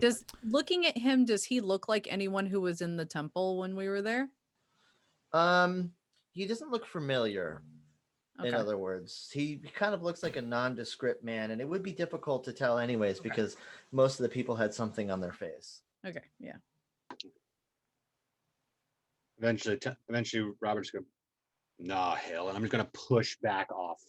So, not to fall, but just to drop. So, I'm gonna need you to roll dexterity and athletics for me. Yep. Because you push yourself with some serious gusto, and from above the vaulted ceiling, almost through the vaulted ceiling, the two of you see Robert fall at like triple the speed, right towards the ground. Ooh, that was a mistake. Ooh.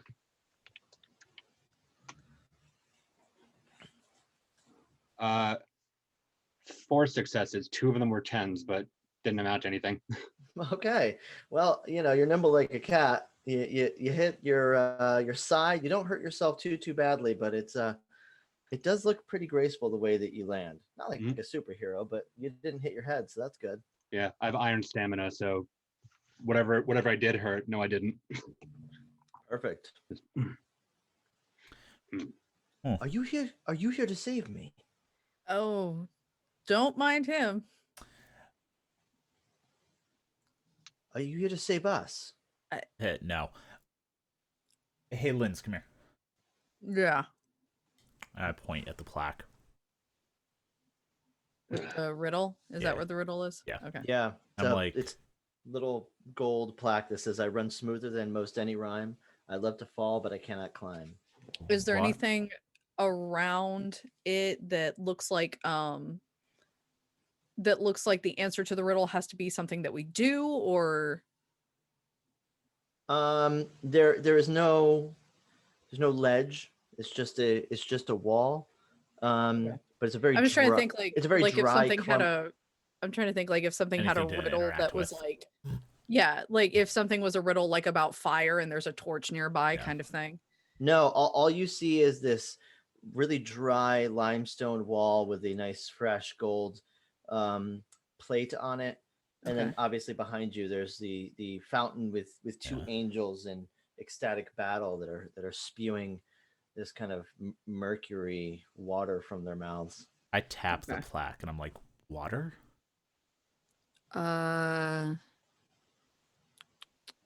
Rain means rain, Yeah, that makes sense. but I look over my shoulder at Robert and see if he's like, where are we gonna get rain or why? I don't understand what we gotta do here. I point at the fountain. Uh-huh. Yeah. I'll look at the strange man, look at the two, and just walk over towards them. So we have a riddle. The answer is rain. Don't know what to do with that information. Neither of you know Hebrew, do you? I thought the answer was waterfall. Yeah, that's kind of where my head was too. She's rain. It's just different quantities of water. One and the same, right? Neither of you read Hebrew, do you? No. Not in a long time. Yeah, same. Kind of flunked out of that class. Didn't we all? I know Hebrew. Oh, do you? Oh, you do, Tom. That. Yes, Cool. I'm a rabbi. Of course I know Hebrew. Mm, Oh, hey, can you translate this for us? Translate what? Come here. He walks over and I hold my hand over the English so he can't see it. he kind of adjusts his glasses. Oh, that says water. Perfect. Thank you.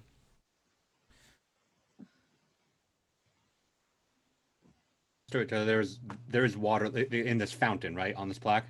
Well, Mhm. it's Kind more of. like mercury. Right. Very rainbowy. Reflects everything. It flows just like water. I'm gonna dip my hand into it. Yeah, it feels like your hand's very like hydrophobic. The water Hmm. doesn't really want to latch on to any part of your hand. It doesn't feel wet, but it does at the same time. It feels very heavy. For the hell of it, I'm gonna see, like, since it feels like hydrophobic, I'm gonna see if I can scoop like any up and like towards the sign, just like kind of a splash. Yeah, you can splash it. You could pick it up with your hand even. It behaves very much like mercury. Okay, but it's just moving, like not like not like sitting in. Yeah, in fact, it's almost easier to hold in your hand than water would be. I'm gonna start like walking like along the wall and examining the structure of it. Uh-huh. I want to get a sense of like, what, like, is it just a wall? Is it built for something else? What is it like? Is it made of something special? Weak points, things like that. Just a full like architectural analysis. It's sort of my field. Sure. Okay. Yeah, you probably are doing a little couple of knockings. There's no hollow sounds. There's really no designs on the wall at all. It's really just kind of a flat piece of very thick limestone. Hmm. How like the wall and the fountain, are they particularly close to each other? Or? Not that close. They're probably a few footfalls away from each other. I'm gonna walk back to the fountain of weird stuff and just take my hands of the liquid, walk it back over to the wall, and just splash onto the wall. There's a vibration from under your feet. There's cracks in the wall that shatter. A dust gets thrown towards you from within those cracks. And the limestone disintegrates like sand. Look at Robert with the party tricks. Good job, Robert. Riddles are keys for something, right? What's on the other side? There's a jungle on the other side. More trees. And it sounds like rain. The pitter-patter of raindrops on very large leaves. It's the glow of moonlight. And you hear a howling in the distance.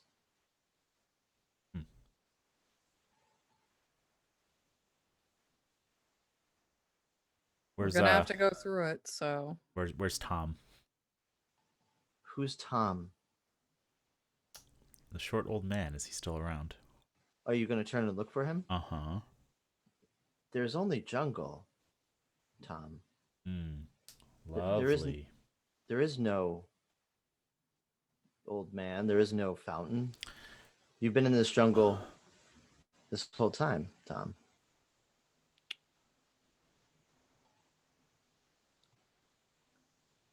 All right. Let's go.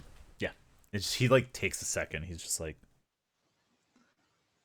and then just, all right, let's go. All right. Starts walking.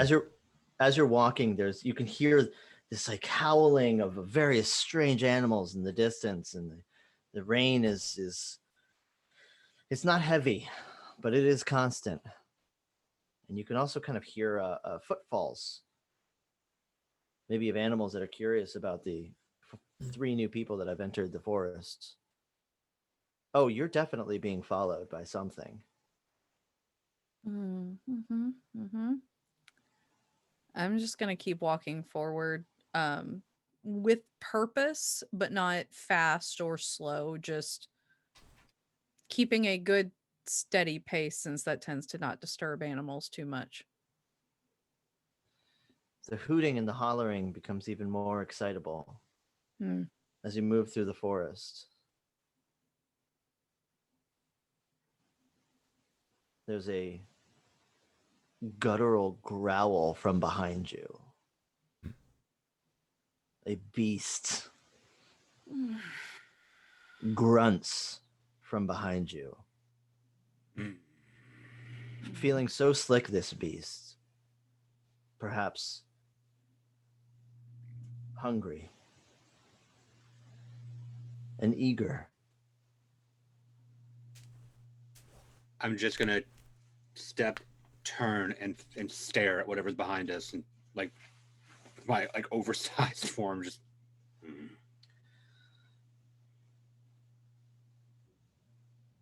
There's a little boy wearing gray fuzzy pajamas. There's a clawed paws at the end of the sleeves. And he's wearing a yellow crown made of construction paper. What are you doing in my forest? I'm Hearing sorry, that little voice is gonna king. make me turn around. I'm sorry there, little king. We didn't know we'd entered the kingdom. I'm not that little. No, you're very big. I'm wild. Yes, you are. Very much so. The pants of his pajamas are stained yellow with urine.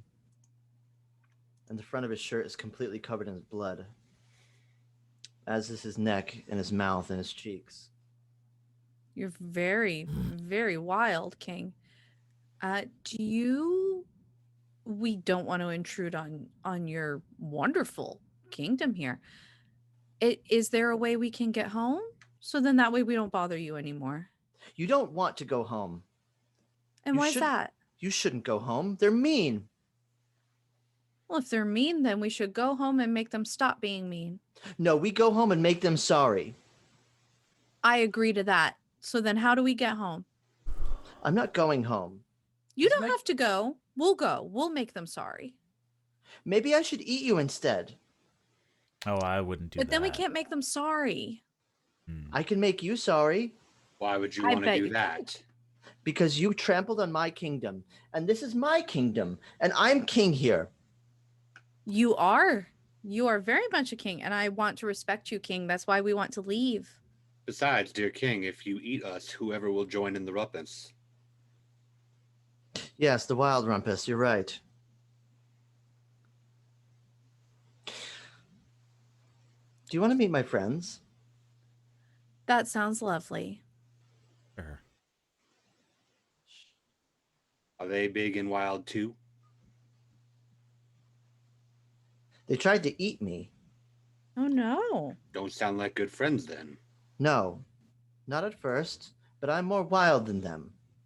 Hmm. I killed 2 of them. Wow. Yes, they're dead and they're not coming back because that's what happens when you die. Yep.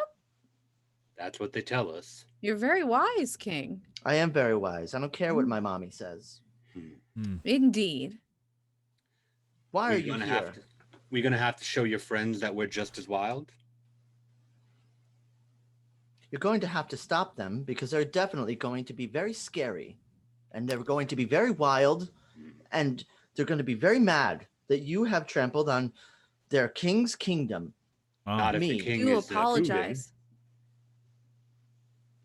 It was quite a horrible accident. We wound up here by accident.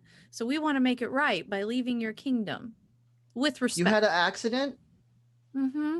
Oh, sometimes I have accidents. Yeah. accidents happen. Yes, accidents happen, and we just say sorry, and we change our pants, and no one gets upset about it or grounded. And that is what we're Exactly. trying to do here. Simply change our pants, say sorry, and leave without being grounded. Grounded here is very different. I'm sure. When you cry, there's no one here to save you. I hope you know that. Hmm. I'll make sure to remember that. It's very easy to get lost here. But you know the Well, way. we have a wonderful king to help show us the way. I can't show you. Why is that?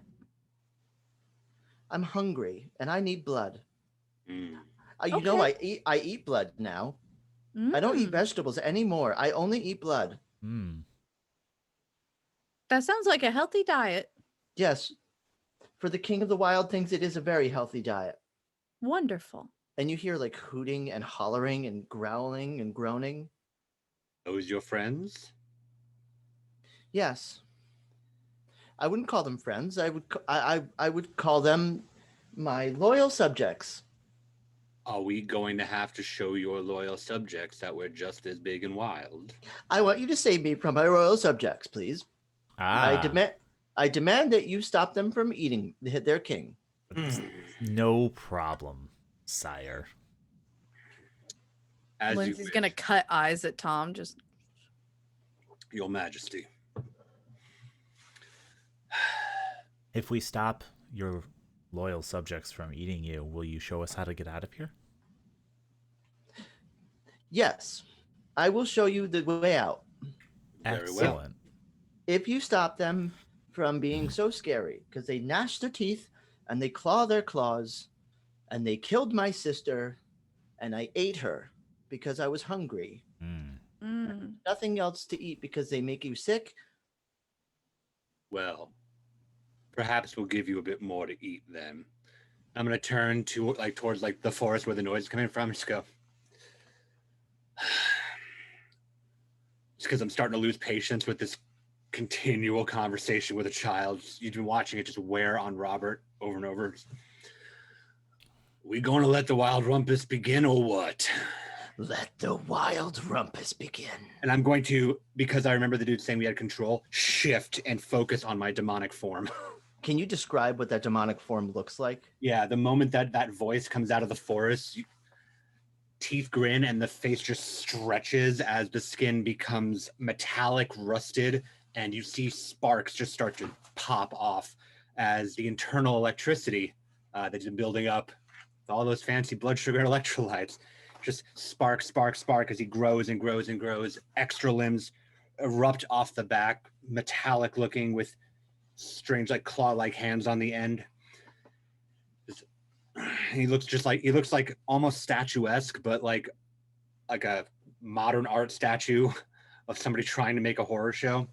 You just thrust the arm out and it turns into a massive fucking rail gun of just with a massive spike coming out the front of it. Just let's let the wild rumpus begin then. Show off.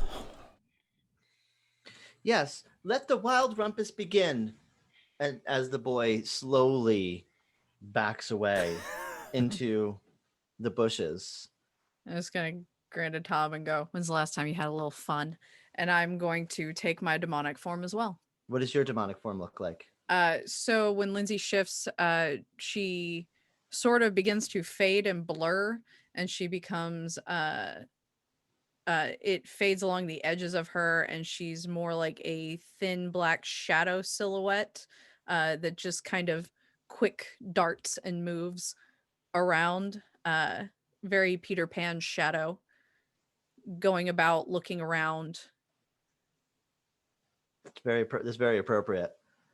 And at that, Big Tom, what do you do? I just kind of go, all right, and then I shift.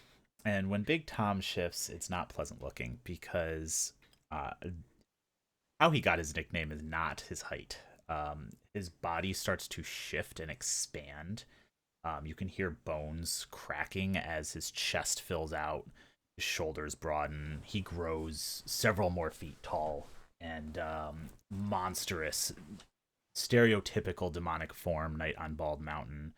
Massive ram's horns coming out from his forehead.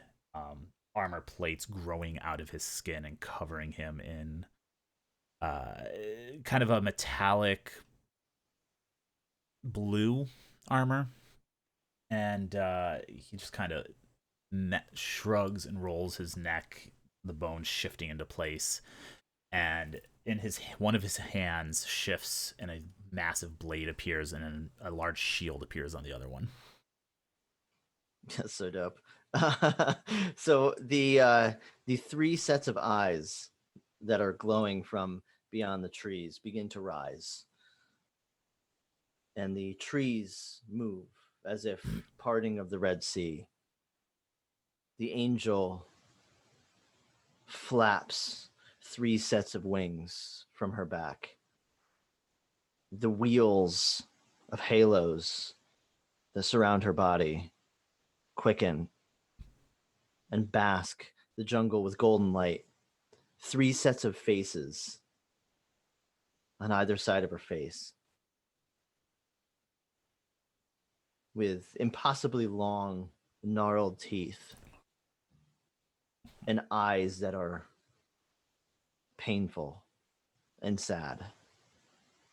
She screams, and it echoes across the entire jungle. And I roar back just as loud. A deep, almost like a boiler room hiss comes out of Lindsay. Oh, you're muted, Robert. Off of Robert's skin, just a surge of crackling electricity and just eats and smells of ozone.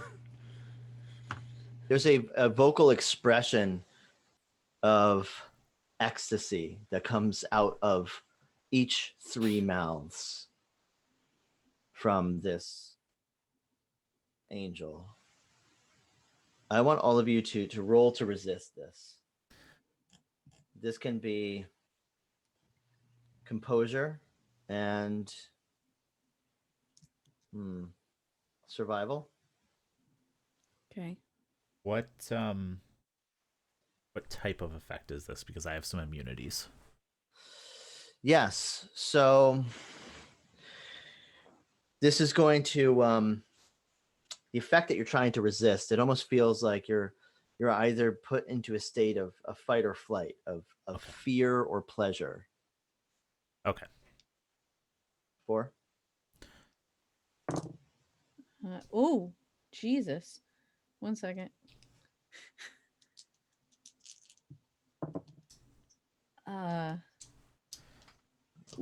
So question. Yep. So when you re-roll a 10, Yep. if you get 10 again, then what? Keep going. Just keep going? Yeah. Okay. Yeah, you don't stop. It keeps exploding. I need to point out I just rolled 3 10s. I did too. On 3 dice. Yeah, I rolled 3 10s on 3 dice. Wow.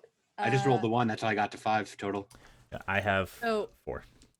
I have 5, but 3 of those were my 10s. Okay.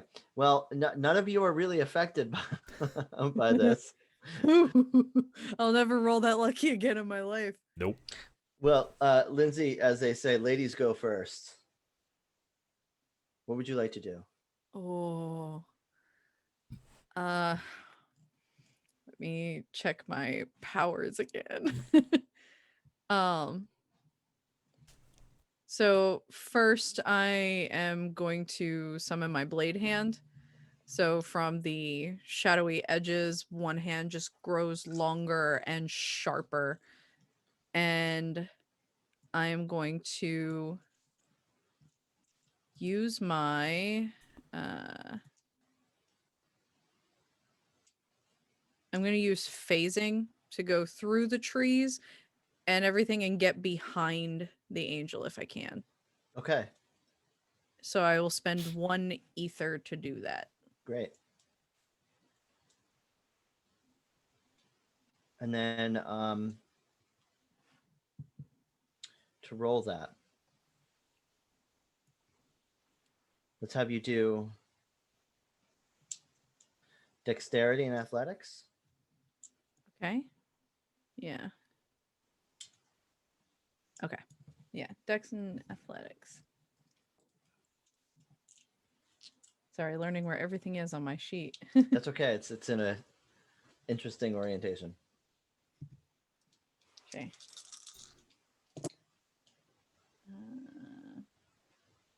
And what's considered a success? 8 8 plus. Okay. It's an unforgiving game.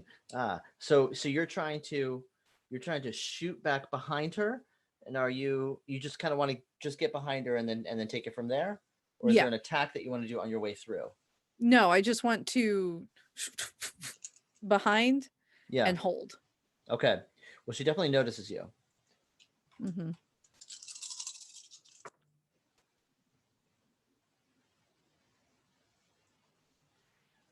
Okay. Tom, what do you do?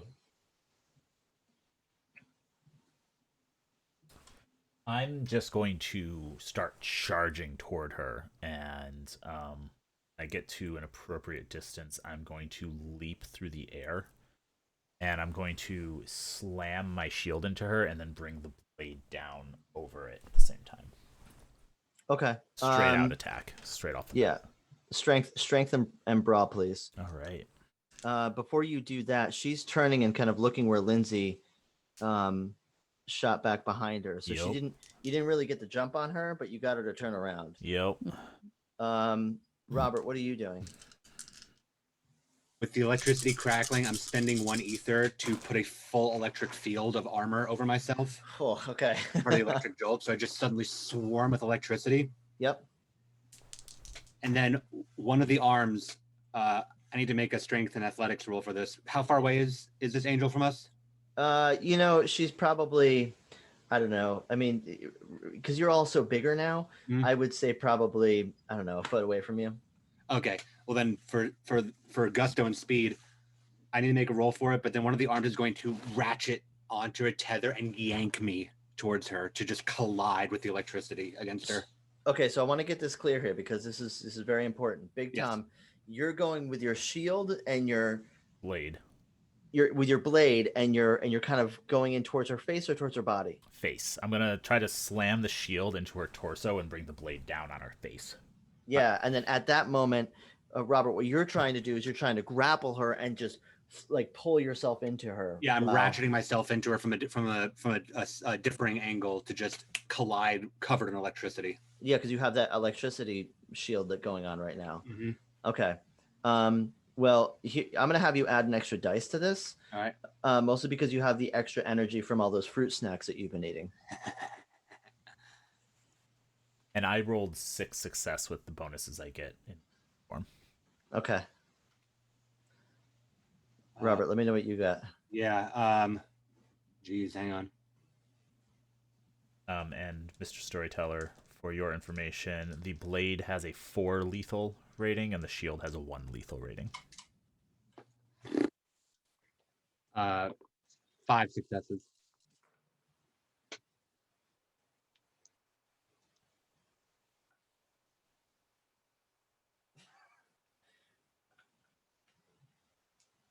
You said the shield had how many? 1. Okay. Shield And the has blade 1, had 4. 4? Blade has 4. I got 5 successes, and if I'm ratcheting into her with that, with the collision, that's going to give a 6. I think it's bashing damage. Yeah. Yeah. So 6 bashing on impact. Jesus Christ. Okay. So 2 things happen. Big Tom, you hit her with the shield, you kind of smack her in the face with your blade. Mm-hmm. It goes right through her neck. And she falls to the ground. She's still alive. She screams in ecstasy. All of you are going to have to roll to resist that again. At that moment, Robert, you ratchet yourself towards her, but she's falling to the ground as you're doing that. So there's even more momentum. Mm-hmm. And you definitely damage her, but you take the brunt of that attack. So I'm going to want you to roll. I'm actually not going to have you roll. Okay. Because you've taken the brunt of that attack, you are now in an overwhelming feeling of ecstasy. You feel like you have gotten an overloading shot of heroin.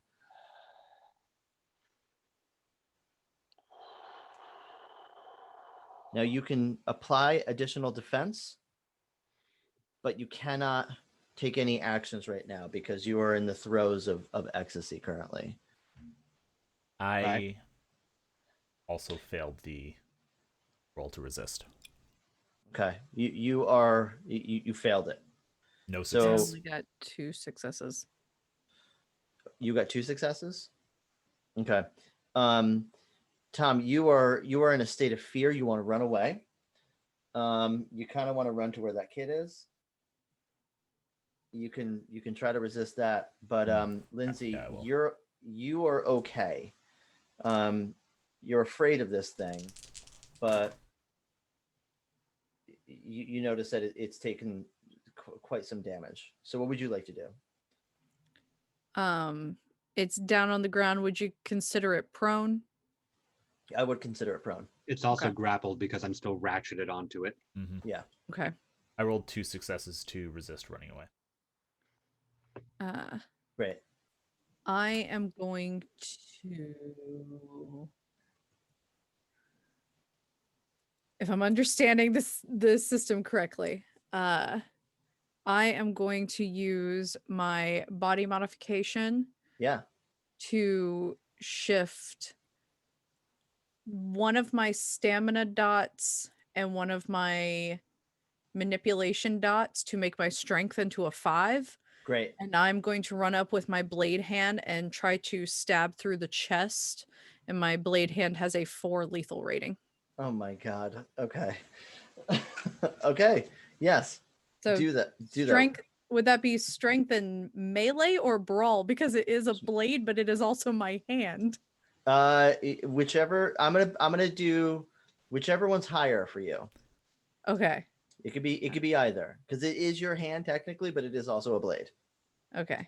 I think it is brawl that is higher. Trying to find everything on the sheet. All right. Oh, hold on.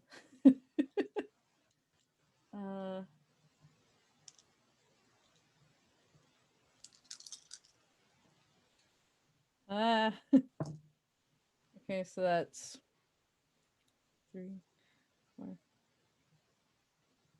8 with 2 of them being 10s. 8, and then you got 2 10s out of that 8, so you have to re-roll Yeah. those. I already re-rolled those, and so Total my 8. total is 8, and 2 of them are 10s.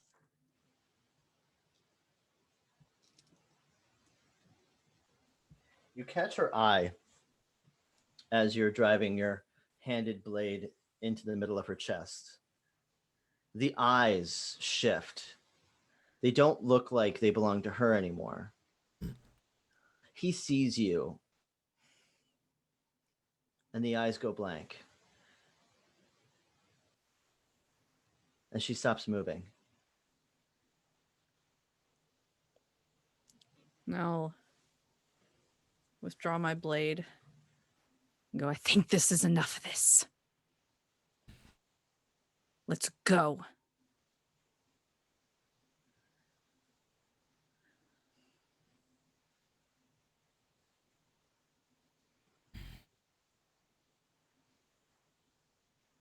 Wild thing, stop!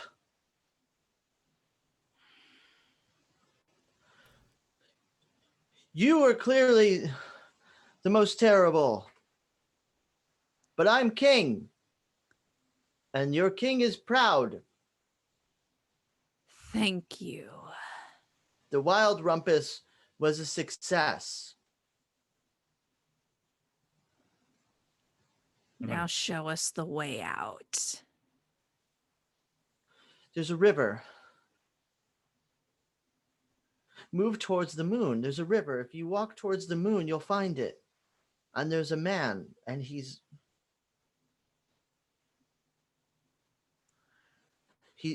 not very pleasant. Neither am I. And I'm just going to turn and I'm going to start walking in the direction he said. And I'm going to start walking too, but darting through the shadows as I do. How am I doing, storyteller? Oh, you're doing just fine, Robert.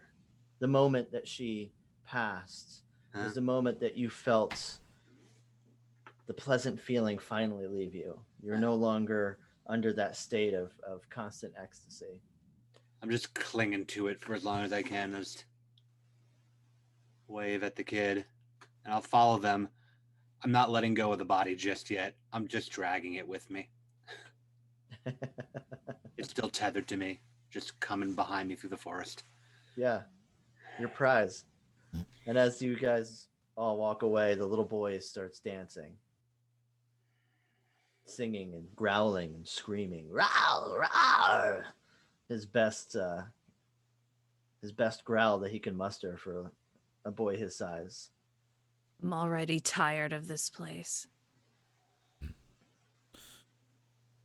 Then we should do what we came here for and leave. If we stop running into fucking children from storybooks. Liked him. He's cute. You would.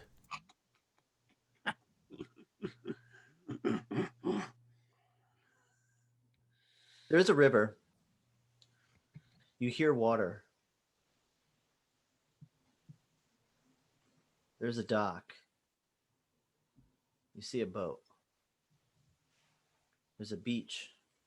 You feel the rocks under your feet. You're not wearing shoes, so you feel every rock.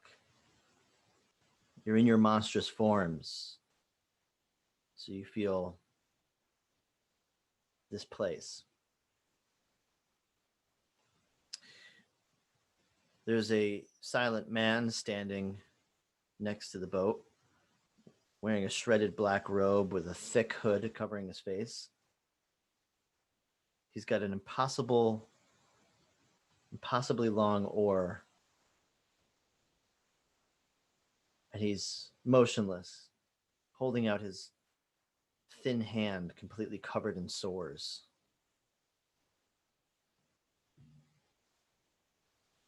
We've been told you're the way out. I'm the way in.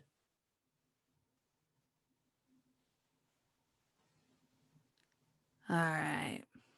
I'm just going to get in the boat.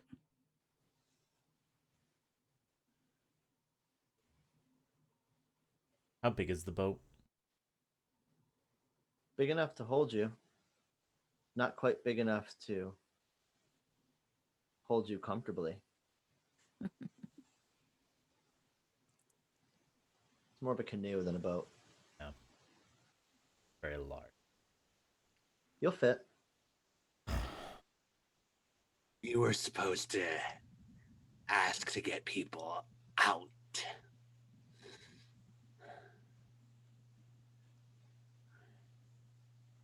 Weren't we?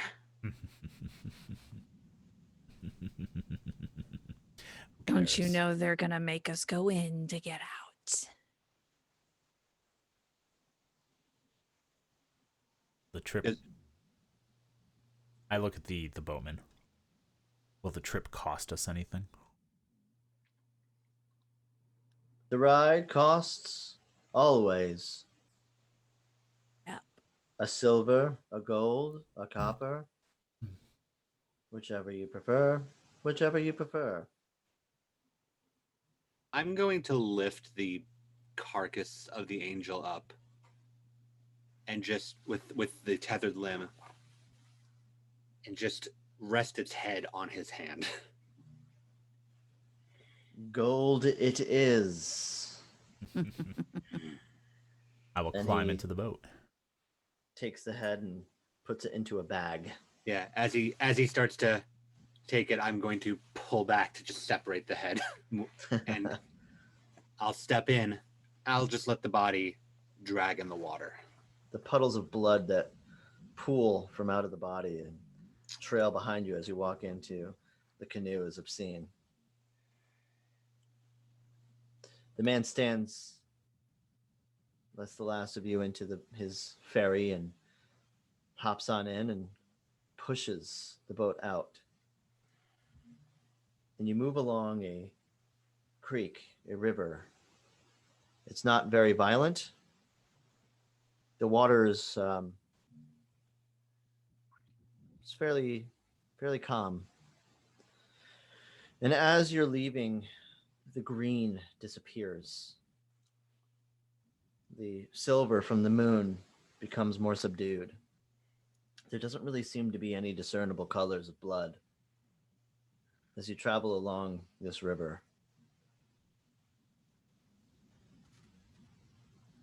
As I'm starting to come down off of the wrath that I had earlier, just asking to the group, Is this how we want to go in? Or we want to go in a little more on the assuming first?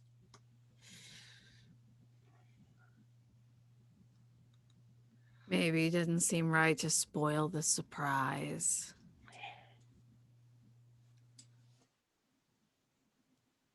Shrug massive shoulders and then just start shifting back down.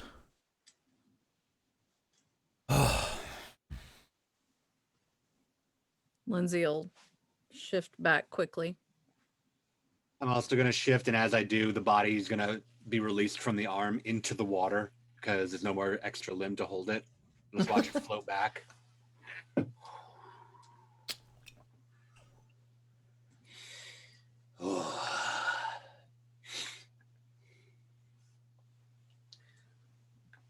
The boat moves across. There is light shining on either bank. Just barely enough for you to see. You can see organic shapes of bodies of animal looking, tumor covered, sick, dying. You can see plants that at once were green now are black. All hope is lost. Everything is suffering. And the beaches are covered in cancerous tumors and diseased flesh.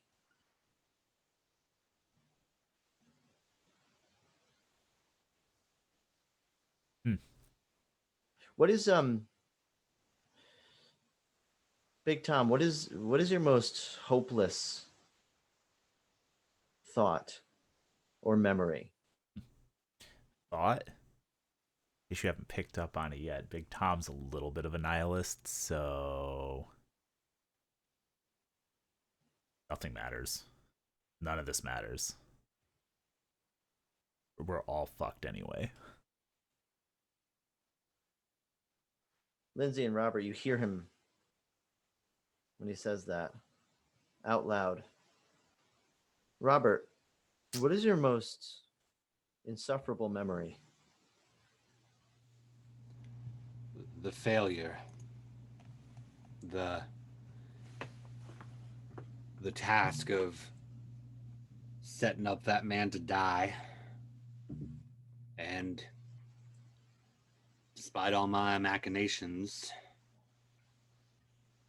never came true. And it's been driving me ever since. What a The moment of my failure. fall. Doesn't this feel a little bit like it could lead to a potential failure as well?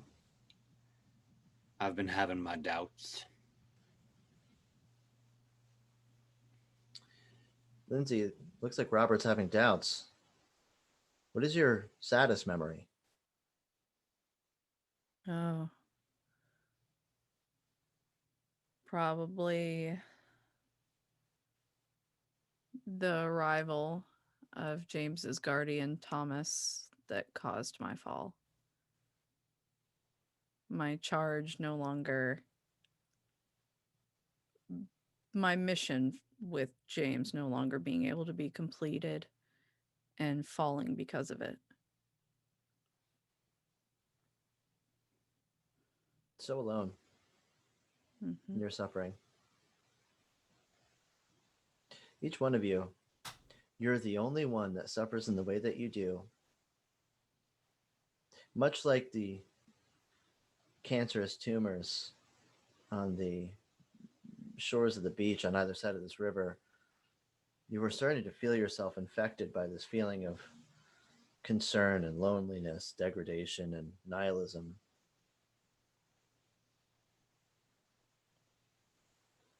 Why not just fall off this boat right now and swim to shore? In anguish, embrace the darkness. I need a reason from each one of you why not. What keeps you going at this very moment? Big Tom.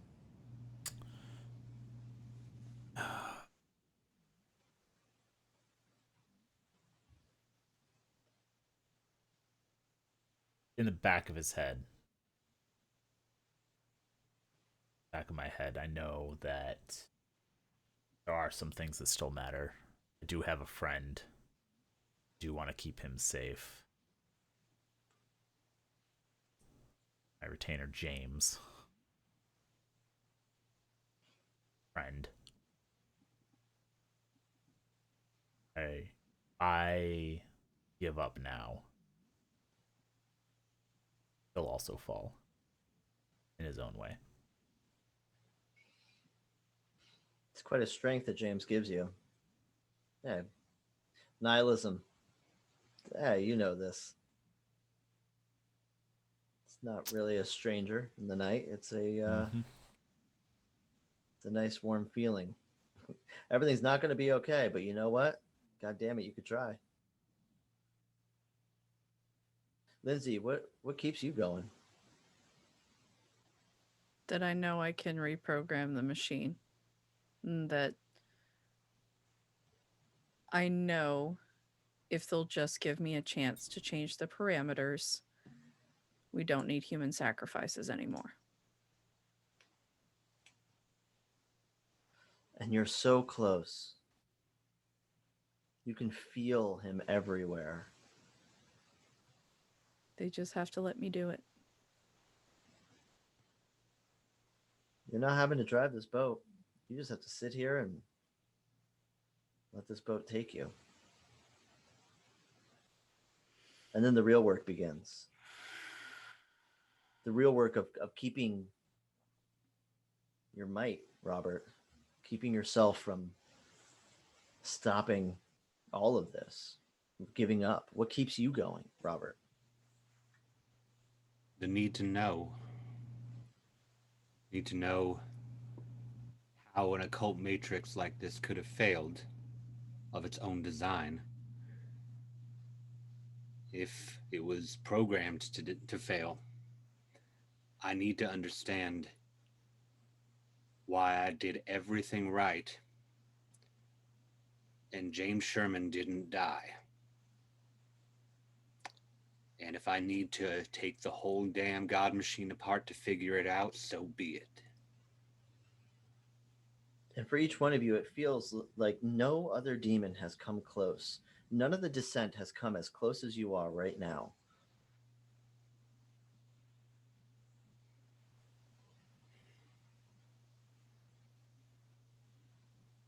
And the boat hits the destination. It hits the final resting place.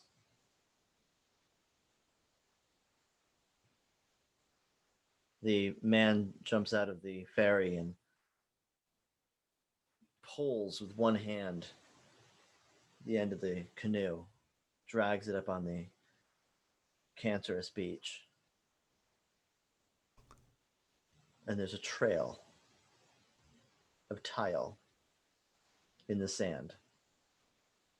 Brilliant and white. Marble, like that first room. Little tiles in a row.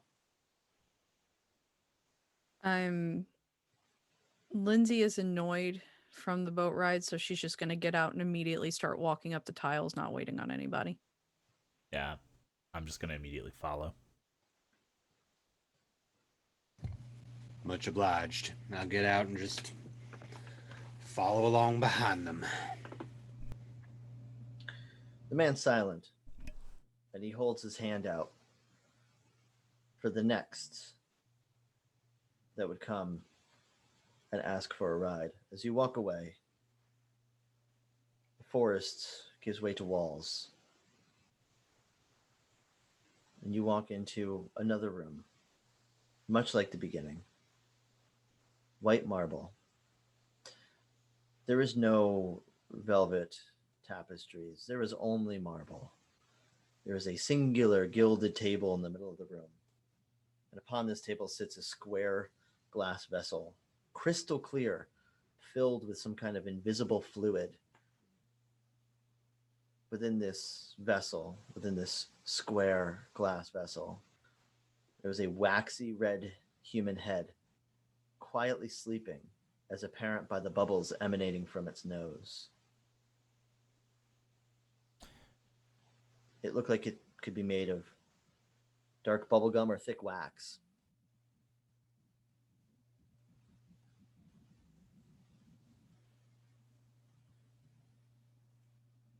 Well, Excuse me, can you wake up, please? Yes, I'm sorry. Hello. Thank you. Welcome. What brings you into my chamber? Who are you? Sumar. What do you do here? I simply exist. Cool. Your only purpose is to exist. And my only purpose is for everything else to exist while I exist. And I move the gears and I keep things going. I got a question for you. Yes. Hypothetical, let's see. If there were a bunch of people that by no right of their own were connected and we wanted to disconnect them in a non-harmful manner, is that something in your wheelhouse? That is completely impossible because everything is connected to me. Would you be willing to disconnect? There is no such thing as disconnecting. because everything leads into me. I am everything and I am one. Selective disconnecting. That has only happened once, and I vowed to not ever have that happen again. What happened when it happened once? The descent. Uh,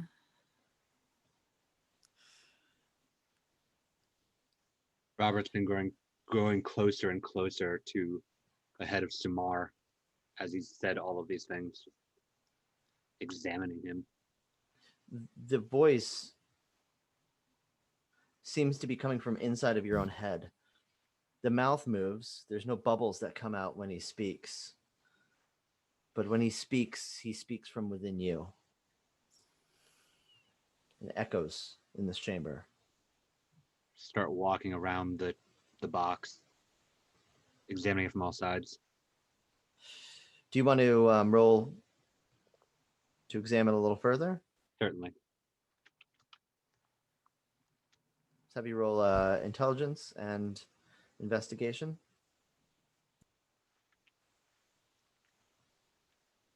Or wits and investigation if you'd like. Same dice pool, too. 2.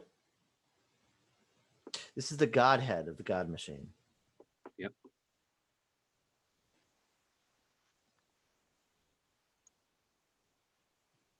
You're it, aren't you? Yes, I am he. Well, I was he. Was. Ah, yes. The Alpha and the Omega. I'm the beginning and the end.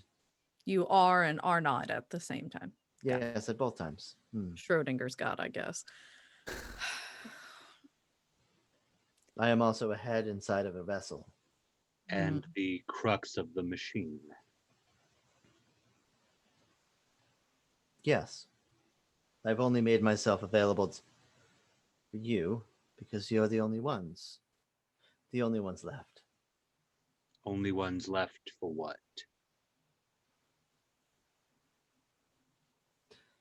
The demons are dead. Every one of them. I have ceased sending angels. There was no need. There are only 3 now. That's not entirely true. We met one earlier. Yes, you did. He's not there anymore, is he? Not anymore. Oh. He ended his own life. Of course he did. Did some set on it, didn't he? Well, I might have helped. Don't you always? You always help. Except when you don't. Call it help. Tom is just standing there, looking at his hand, thinking about just shifting, slamming his blade hand through the head, letting the other two talk. Just kind of looking at his hand and looking at his head. The machine needs to be reprogrammed. And I can do it if you'll let me. That has also happened one other time. Yeah, well, not by someone like me. No, by someone else entirely. He was better. He I was doubt it. pure. He wasn't like you because he was human. Yeah, well, I know how to make it not need humans, or at least only need the shitty ones. I've been trying this for quite some time. I'm not Then well. give me a chance. Whoever you're talking about, though I think I can take a guess, couldn't have been that good at it if you have machines, matrices designed to fail. He was quite possibly the best boy. He was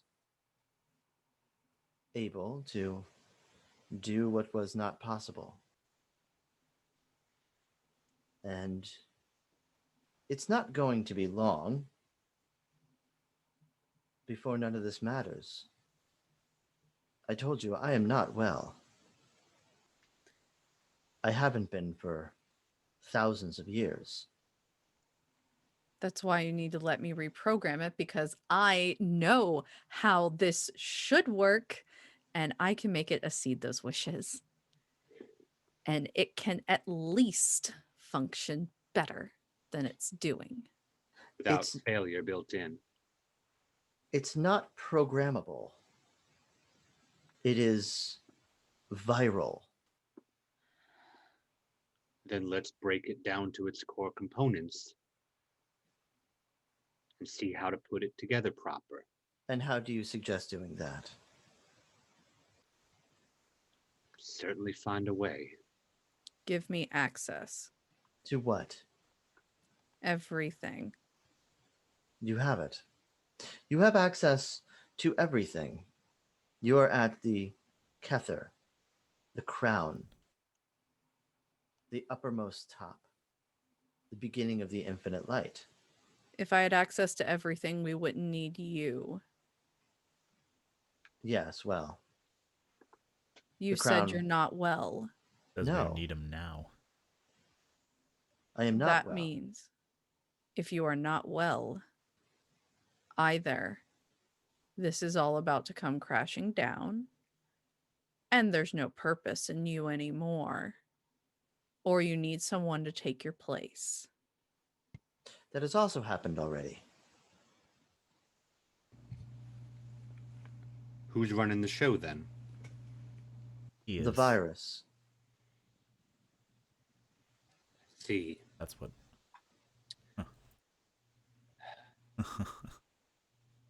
I told you, I am the beginning and I am the end. Yeah. Mm-hmm. you said we have access to everything that we need here? You have access to everything. So I want to try something that I wasn't able to try before because I hadn't unlocked it yet. I want to reach into my pocket and pull out. Let's call it a fucking sledgehammer. At this point, I want to see if one of my of an embed, if an embed that I couldn't use works, or if he's being facetious. Yeah, you pull out a sledgehammer out of your pocket.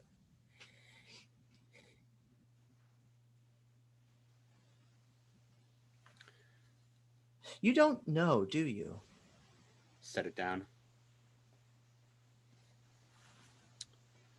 Can't know what we can't know. I will allow you to ask 3 questions, and I will give 1 reveal for each of them, plus 1 of my own. 1 question from each of you, and then 1 reveal from me.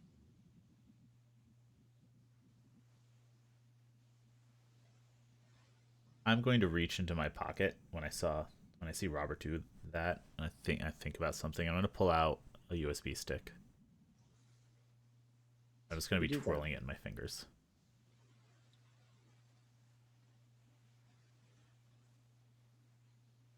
I am going to hold up a hand and go, this is not my question.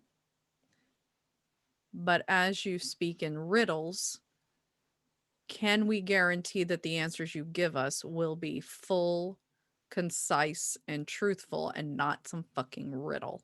Yes, I don't speak in riddle. I speak in truth. And the answers that You I will give speak will in be riddles for normal concise. people.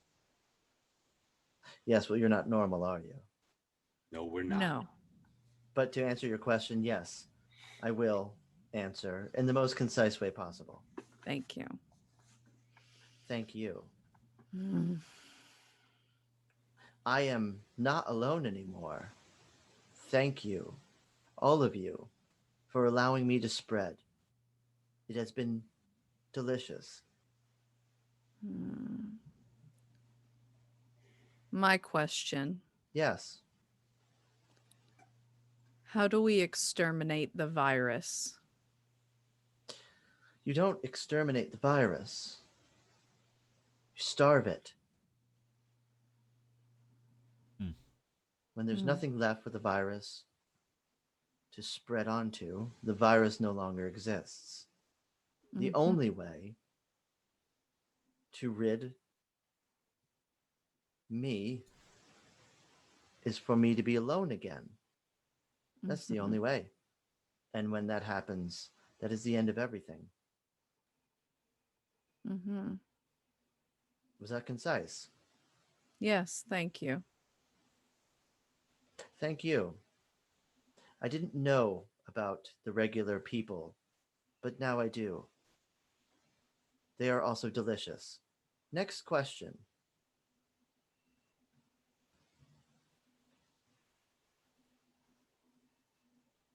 Robert. Tom.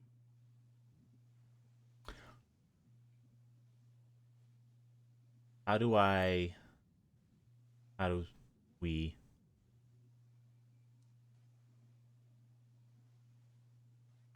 access or interact with the virus?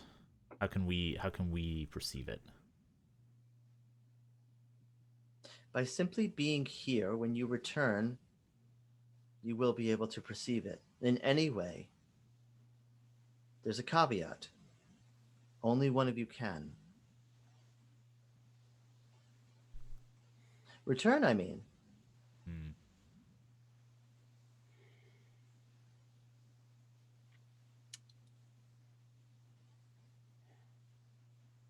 Well, that's certainly troubling. So what you're saying, that would be another question. Yes, that would be another question. And that's against the rules. I think we know what he's saying, though.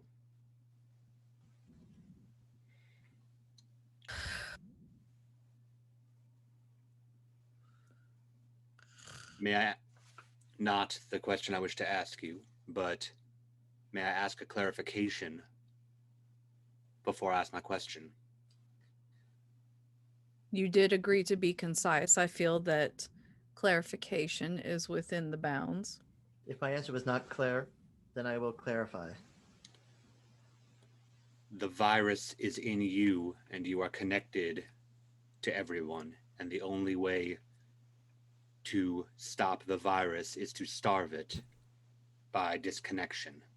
Yes, complete disconnection. How do we disconnect you from everyone? You can't. I'm connected to everyone and everything.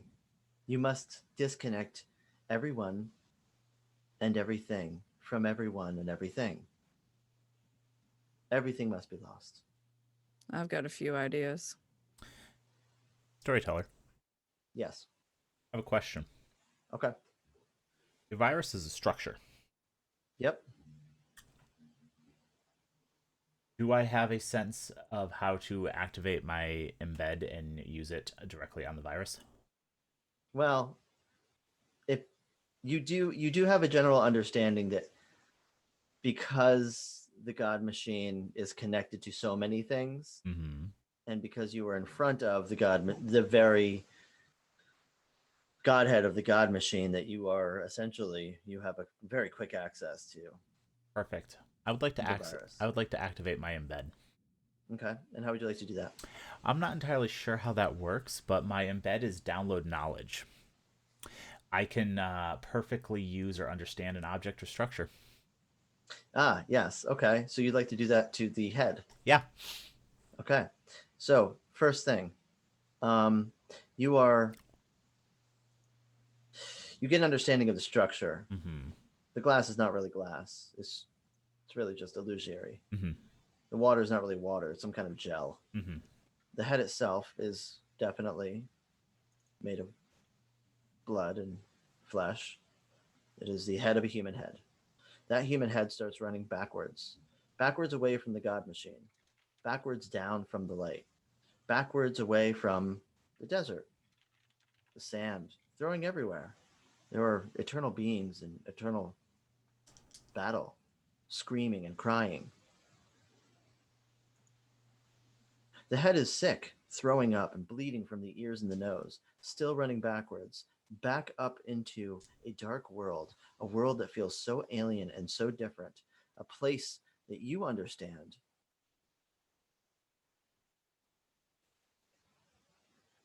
It's a place where you might not feel so alone anymore, a place of judgment. There are large beings standing there judging everything, and judging this head as worthy. Backwards, this head runs even further out of a cave, no longer bleeding and throwing up.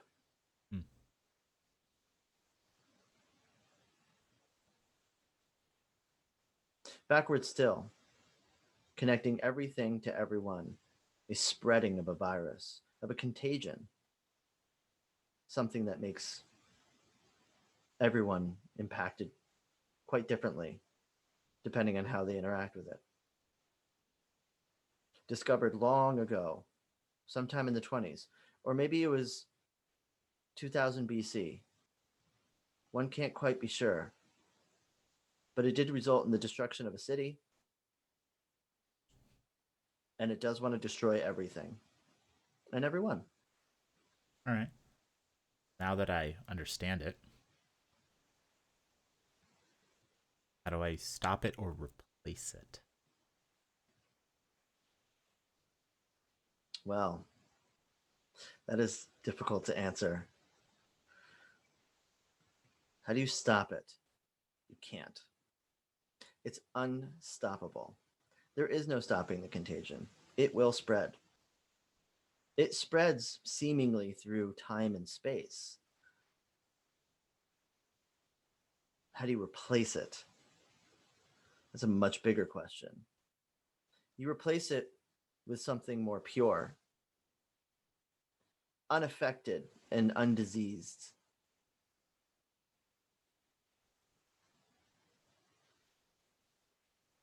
But that's cosmic.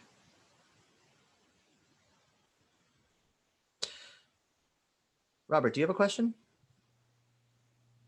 No. No. Seeing Tom focusing on this, though, I'm going to extend my like I built it embed to just reach over and get a sense of what he's learning as if I made it myself. So I'm sort of transmitting that over to me and just... Oh. Lindsay's just standing there watching them have a wonderful party. You've got one question left and one reveal. How fitting.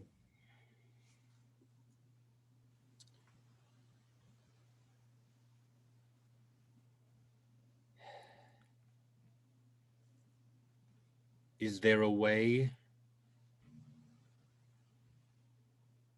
to replace you without losing everything else out there? No. I am intertwined, and the one before me was intertwined even further still. It's provided a highway. It's provided a lattice, a Jacob's ladder through everything and everyone. I am going to need a clarification, because if we cannot replace you, then how did you replace the one before you? Yes, well, the other one was pure, unaffected by disease. I am disease. And thus it is impossible to replace you because of this? Well, a disease can't be diseased. It is in and of itself a disease. It is a contagion. Once you are infected with the contagion, you can't reinfect. A clarification. Yes. When you say pure, would that include us? Currently, as I understand it, you are not currently infected yet. That may factor in with only one of us leaving. It definitely will. And what if I gave myself to replace you? You would like to replace me? Yes. That is interesting now, isn't it? Because Provided I it- can make it better. Provided it wouldn't carry the disease right over into her and keep the process going. Yes, it's not a promise that I can make. I don't want to promise. What do you want? I want to make it better. And clearly, I'm at least better than you. Yes. Perhaps.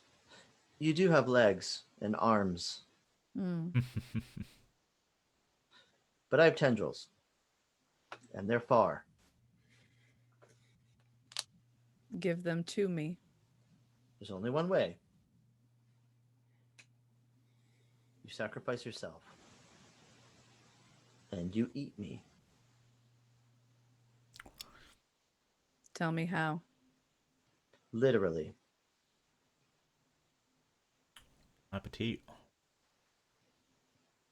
And I am going to shift into my demon form. Mm-hmm. And I am going to remove or move again whatever points you think it would take for me to devour this head. That is going to take some dexterity. Okay. And why don't you also roll with resolve? and Dexterity and resolve. Yes, please. So I'm going to use my body modification to make both of those a 5. Okay. Okay.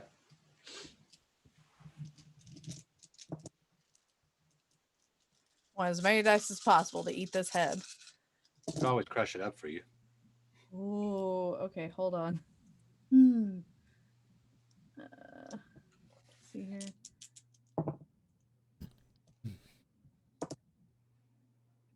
So this will take a second to count. Yep. Take your time. All right. So that's going to be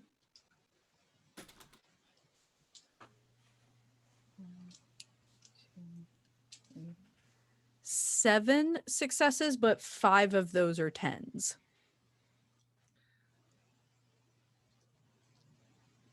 So you are going to pick up this head, and you're going to, in your demon form, Mm-hmm. and you're going to devour this thing. But it's not like you open your mouth and ow, and it goes, right? You have to take chunks out, piece by piece. Yeah. That's why I'm doing it in the demon form, since I have the blade hand. I can kind of Cut carve around a piece and yeah. shove it in. As you're cutting into it, he continues to speak. He unloads information. The information that he's unloading into you is that there's only a space, much like that canal behind the vines. There's only a space for one of you to return back. The rest of you are stuck and infected. And as you eat, you understand that the crown that's going to weigh heavy onto you is the same crown that weighed heavy onto him and him before him. You feel the infection taking over. You can feel that your power becomes less, but your awareness becomes greater. You start feeling the thoughts of people back home wanting to drop out of school, of work, of life. You feel the ever hunger of the contagion. You can feel the poison that it's creating, the problems that it provides, the complexity of issues. Do I feel like anything? Do I feel from all this new knowledge that sacrifices could lessen it? There's only one major sacrifice that could lessen it, and only one major sacrifice that can stop it. Do I get the understanding of what that is? Yes, and you get the understanding that that's possible through you. Okay. Because you sit in that throne now. However, that throne is massive and feels like a prison. You can't escape. And that it would take the help of a few to get you to turn those gears. You feel reprogrammed, but you still need a programmer to push the button. to destroy everything. Do I have a sense that one of them can do it? In front of you? Yeah. No. Because it's not just one that can do it. Mm. It will take multiple. And only one can leave. And that one will no longer be infected. In fact, that one will no longer be infectable. But it's not, but I understand that it is not possible for me to leave. No, it's no longer possible for you to leave because you are he. Yeah. You are she. You are the beginning and the end. You are the alpha and omega. You are infection and contagion. I'm going to do what I can to suppress myself and look to them and go, so he was half wrong. We can stop it, but he wasn't lying about only one leaves, and it's not me. Robert, you're up.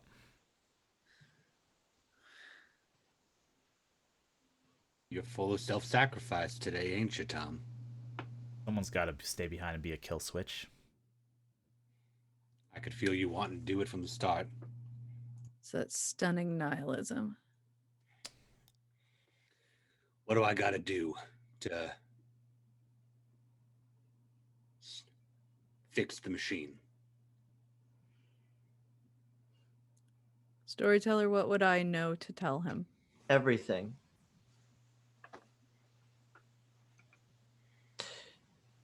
But to be more specific, you would know that he needs help. That he can't do it on his own. That it takes, unfortunately, teamwork. And God damn it, Robert may not be the best teammate. He eats a lot.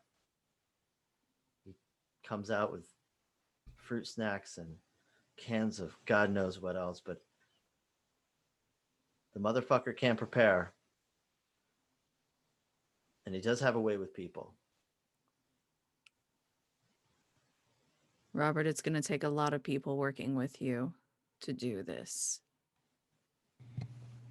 Well, not people, but You need help. That's why you have to get out, so you can go get help. the head said we're the only 3 left, so who the fuck am I supposed to enlist? There's others. Not us. Whoever can help. I can provide as much guidance as possible, but what I'm gathering from this is it could take anything as long as there are more.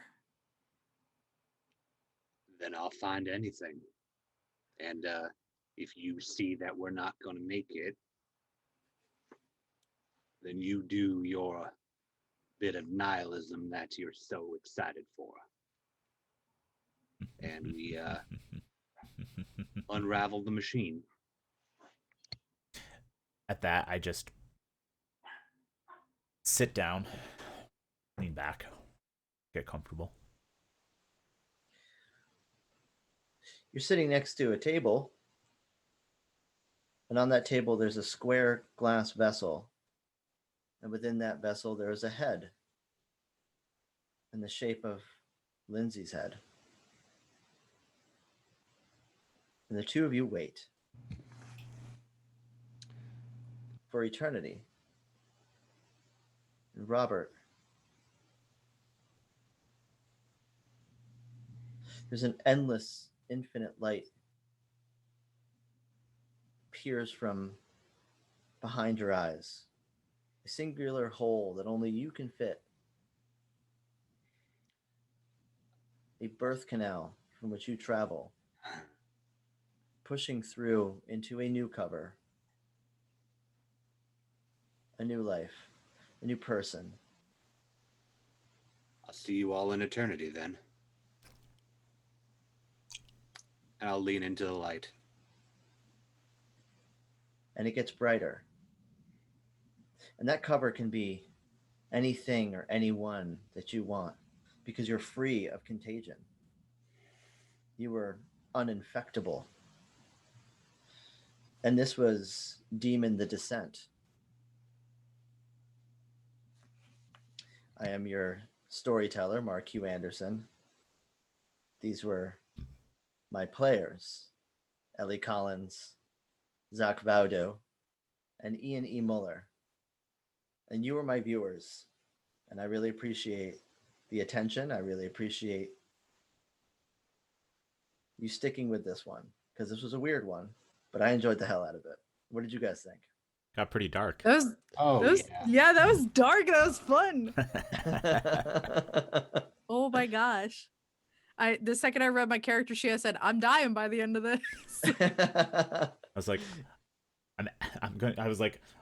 I'm bitter and a guardian. Nihilism, perfect. But he doesn't want people to actually get hurt.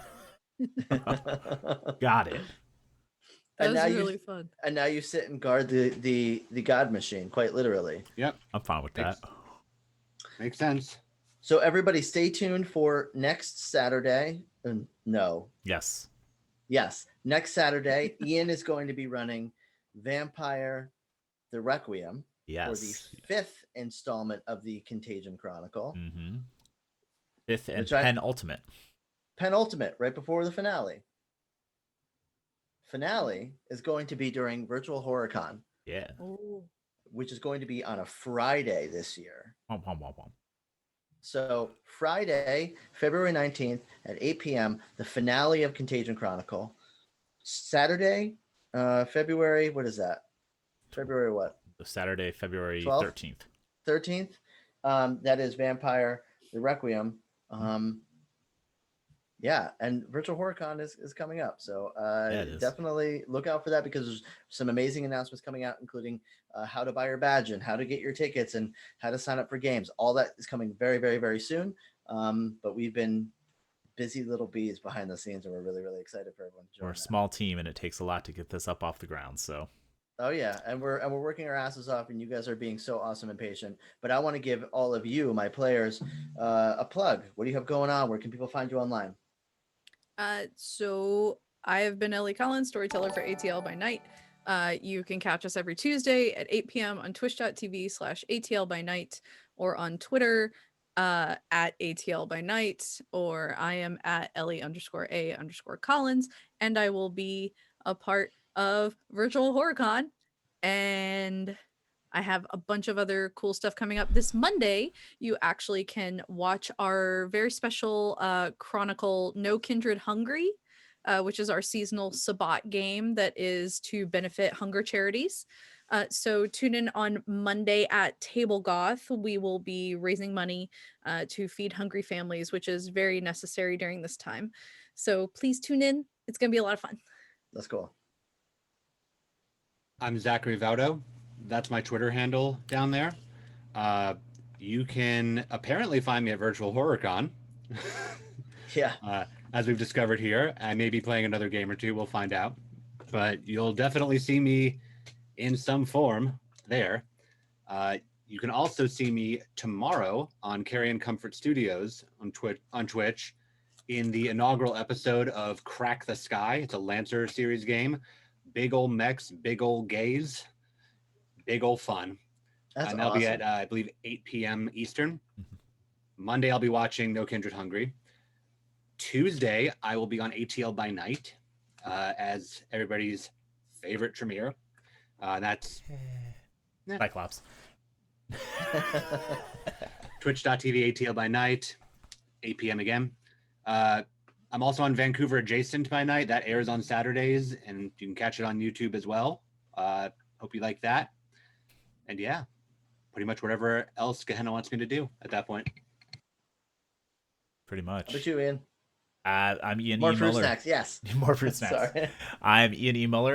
You can find me online as @Ravnos, but you should follow Gehenna Gaming, of which I am the VP of Strategy, one of our usual Twitch streamers, GMs, etc., etc., etc., etc., etc. I don't have a lot to say beyond that. I'll let Mark talk about anything really cool we have coming up this week, other than next Saturday. Yeah, so I'm Mark. You can find me on Twitter at Marchosius with 5s instead of S's. Follow Gehenna Gaming instead. Follow all the cool stuff that we got going on. Are we doing Monsterhearts this week? We have on Monday? Monsterhearts on Monday. Yep. Yeah, on Tuesday. I don't think we're doing much of anything. We're off on. I think we're off on Tuesday and Wednesday this week. Yeah, Wednesday there's no Cultist Wednesday because we're doing it every other week. Thursday, are there any video games coming? There are. Are you playing anything? I am. Are you going to be doing the same thing you did last night that everyone was ecstatic about? I don't know. Are we doing the same thing we did last night? You're on mute. Yeah, I'm totally down for that. That was a lot of fun. Yeah. That So was a lot of fun playing Werewolf and roasting Ian the entire time. So good. yeah, this coming Thursday we will be continuing our let's play Werewolf the Apocalypse Earthblood. I almost said Earthbound. I'd rather be playing Earthbound. And Aw. no, it's good. It's good. It's good. Yeah, watch. It's good. Watch the Earthbound's VOD. just that good. Yeah, Earthbound's just that much better. Watch the VOD if you want to catch up on the first approximate half of the game. Apparently, I discovered it is approximately 6 to 7 hours long, so we may it's a short finish it game. on Thursday. Yeah. Yeah, it is. But Speed run. speed run. You can tune in, watch me play, and you can watch Ellie heckle me as my own personal Statler and Waldorf. So, And of course, on Saturday, check out the next installment of Contagion Chronicle, and so on and so forth. Warhammer is happening tomorrow too, I think. stay tuned. I should know. I'm sorry. This game took a lot out of me for some reason. It's like I run our Twitch channel or something, and I'm like, wait a minute. So check out Twitter tomorrow and see if we have Warhammer playing. Just keep paying attention to our Twitter. Right now, we're in such like virtual HorrorCon planning mode that I think anything else, we're like, maybe, I don't know. Everything I was just like, we don't have any streams planned this week. Hold on a minute. Yeah. Hey, listen, we're just a bunch of people doing a bunch of really cool things. Yo. I thank you for subscribing. Thank you to our patrons who are Patreoning. They're actually playing a game right now as we speak. They are. At a certain tier, if you want to play games with us privately, we have regular monthly games with our patrons, which is really, really cool. So go check that out at patreon.com/Gehenna Gaming. Yeah, I think that's all I got. That's my mama. Alrighty. Well then, I just want to say to everyone who's been viewing, thank you so much. If you want to help support us, you can subscribe to this channel. If you don't want to do that and give Twitch and Amazon money, which I'm okay with if that's your choice, you can check out our Patreon. We have a podcast that we have been taking a short break from because of virtual HorrorCon planning. And you can also go buy merch, or you can just literally come by my house and throw money at me if you really want to help support us that way too. You can buy this beautiful glass from Rusted Icon. You can. And I believe there's an ATL by Night version too, isn't there? There is an ATL by Night glass as well that has our specialty Camarilla logo. Yeah, so if you go to the link that just appeared in chat, you can find both of those glasses over there. And if make sure to subscribe to Rick's OnlyFans, which is onlyfans.com/DefMalkavian. Nope, it's Def Snecky now. Is it Def Snecky now? Def Snecky. And then also just, if you aren't already there, join our Discord. It's a fun place. People talk. People make fun of each other. I mostly just get made fun of. It's fine. I think I just post memes at this point. Yeah, mostly. Yeah. Anyway, good night, everyone. Thank you for tuning in. We hope you enjoyed this, the third to last installment. You're making me want so many fruit snacks right now. I can't even tell you. They look so delicious. I know. I'm sitting here like, is there a box in here with me? There is. There is. Get some fruit snacks. I'm gonna get some after this. And you all out there, get some fruit snacks. Yeah. Get some fruit snacks and hydrate. Make life a fruit snack. Make life your fruit snack. A little bag of fruit snack. Good night, everyone. Good night.